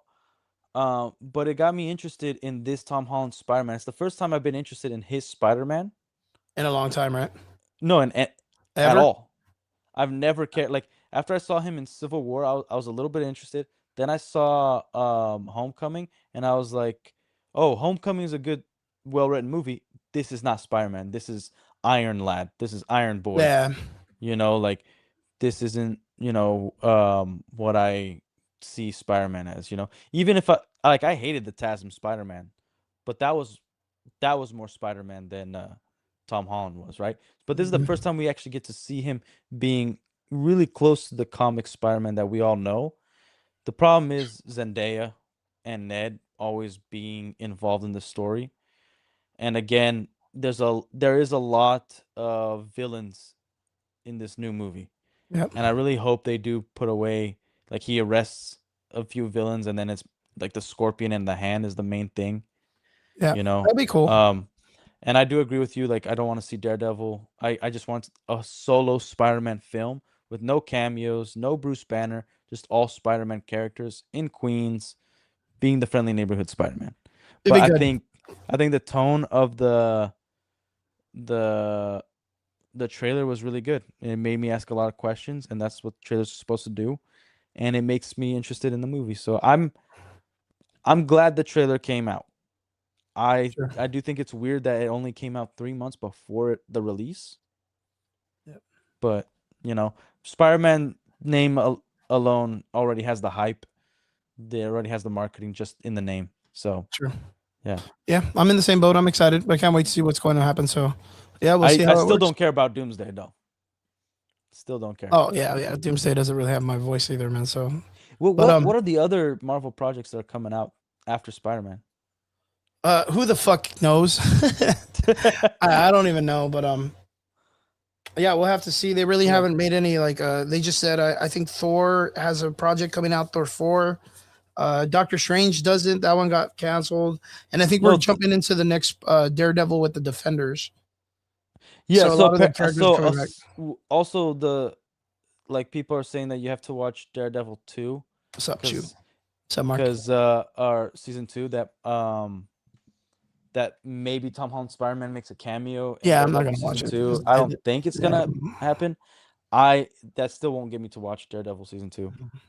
I'll wait till like other YouTubers review it and then I'll go check out the scene or maybe watch an episode, but I'm not. Yeah, we'll have to see how it goes. Yeah. Are you gonna watch Daredevil season 2? Fuck, I'm gonna have to really push myself, dude, because I could give two rats ass about that show. Because the other season that came out was bad. The Born Again was bad. Yeah, that was terrible. Yeah, and they brought in Muse, and I didn't even think Muse was like a legitimate villain from the comic books enough to really do anything. But they were like, "Oh yeah, bro, Muse." I was like, "This guy sucks, dude." Well, like every time something comes out, you get all these dude bros that are apparently an expert on this. Yeah, because they don't read comics. Hero that no, they never read a comic in their life, but they're trying to be like all popular online, like, oh, in the comics they did this. Like, yeah, I could also Google search as well, but I was there when this character was created, and I gotta tell you, nobody cares. Like, yeah, no one you saw these people like this is just like the Wonder Man comics. Like, I have never met a person in my life that's read a Wonder Man comic. I know there's fans out there, but like you're not gonna convince me you, a 14-year-old kid, like is the expert on Wonder Man. There's no way. You know what I mean? It's gonna be weird, yeah. But yeah, we'll see how it goes. I don't know what's really coming out, but we'll have to see what's up. But yeah, I guess we can call it there. We're about almost 3 hours in. I'm ready to call it a night. You look like you're ready to call it a night. You look like it's hot as balls in that garage. I got my fan going. Yeah, you gotta have that. I was fanning my balls too. I was like, yeah, man, I gotta order you a better fan or something, man. No, like it's funny enough. Like yesterday, like it was actually really cool in the garage, so I was like pretty excited about it. And today it got hot. Yeah, but yeah, it's all good. But yeah, excellent show. We'll have to see what happens. Again, shout out to Chuck Norris. Go out there, beat death and beat everybody like you always do. I think I saw a picture of him at his own funeral carrying his own casket. So yeah, that had been rad. yeah, and we'll have to see what happens with the Spider-Man stuff and all that stuff. So we'll have to see what happens next week. Yeah, Crimson Desert is out for PC and console. It's a good game. The beginning part sucks, but it gets way better. Yeah, the beginning part's good, and then the rest of it sucks. And yeah, but I hope Relic, I hope you have a good fucking week. Hope you kick ass and everything goes good. I hope I'm gonna fucking gotta stay positive, baby. Yeah, stay positive, bang, bang, bang. You know what I mean? I got my guy fighting in 2 weeks, so we got a lot of shit going on, and one of my kids might be boxing this weekend. So staying busy. But yeah. To everybody out there that's still watching, we appreciate every one of you. To all our extraordinary listeners, we appreciate that you guys come in every week. Everybody that's in the comment section, the answers, Derpy, and all the guys that are on that side of town. Thank you so much for jumping in and hanging out with us. Relic, thank you so much. Guys, don't forget, you can find Relic on Instagram. I posted it up earlier in the chat, like Derpy stuff, and you go to YouTube, type in the last Relic, and his stuff will pop up. Look for his logo. It's on his Instagram. I'm on Kick as well, but I'm mainly on YouTube. There you go, boys, girls, and you do stuff during the week, so that's even cooler. So it's not just today; you do stuff all week. Not like me; I'm a lazy. Yeah, I live stream. This past few weeks not as much, but I usually try to live stream every night, and like I'll post some videos every now and then. Good shit. So guys, go check him out. The Last Relic YouTube. Go check it out. Relic, appreciate you, brother. See you again next week, hopefully, God willing. Next week, yeah. We'll do another Sunday show. We'll kick it. Hopefully, there's cool stuff to talk about as usual. Well, there's probably gonna be like all these Spider-Man stuff coming. I hope, dude. I hope there's something because it's been dry as fuck, dude. Yeah, it's been dry. We haven't even heard anything about Spider Noir. Yeah, no shit. And we were just talking about that like a couple of weeks ago, right? Yeah. So hopefully we get some more, guys. Thank you again, and we'll see you guys again here next Sunday Average Voice podcast. We'll see you guys later. Peace out, guys.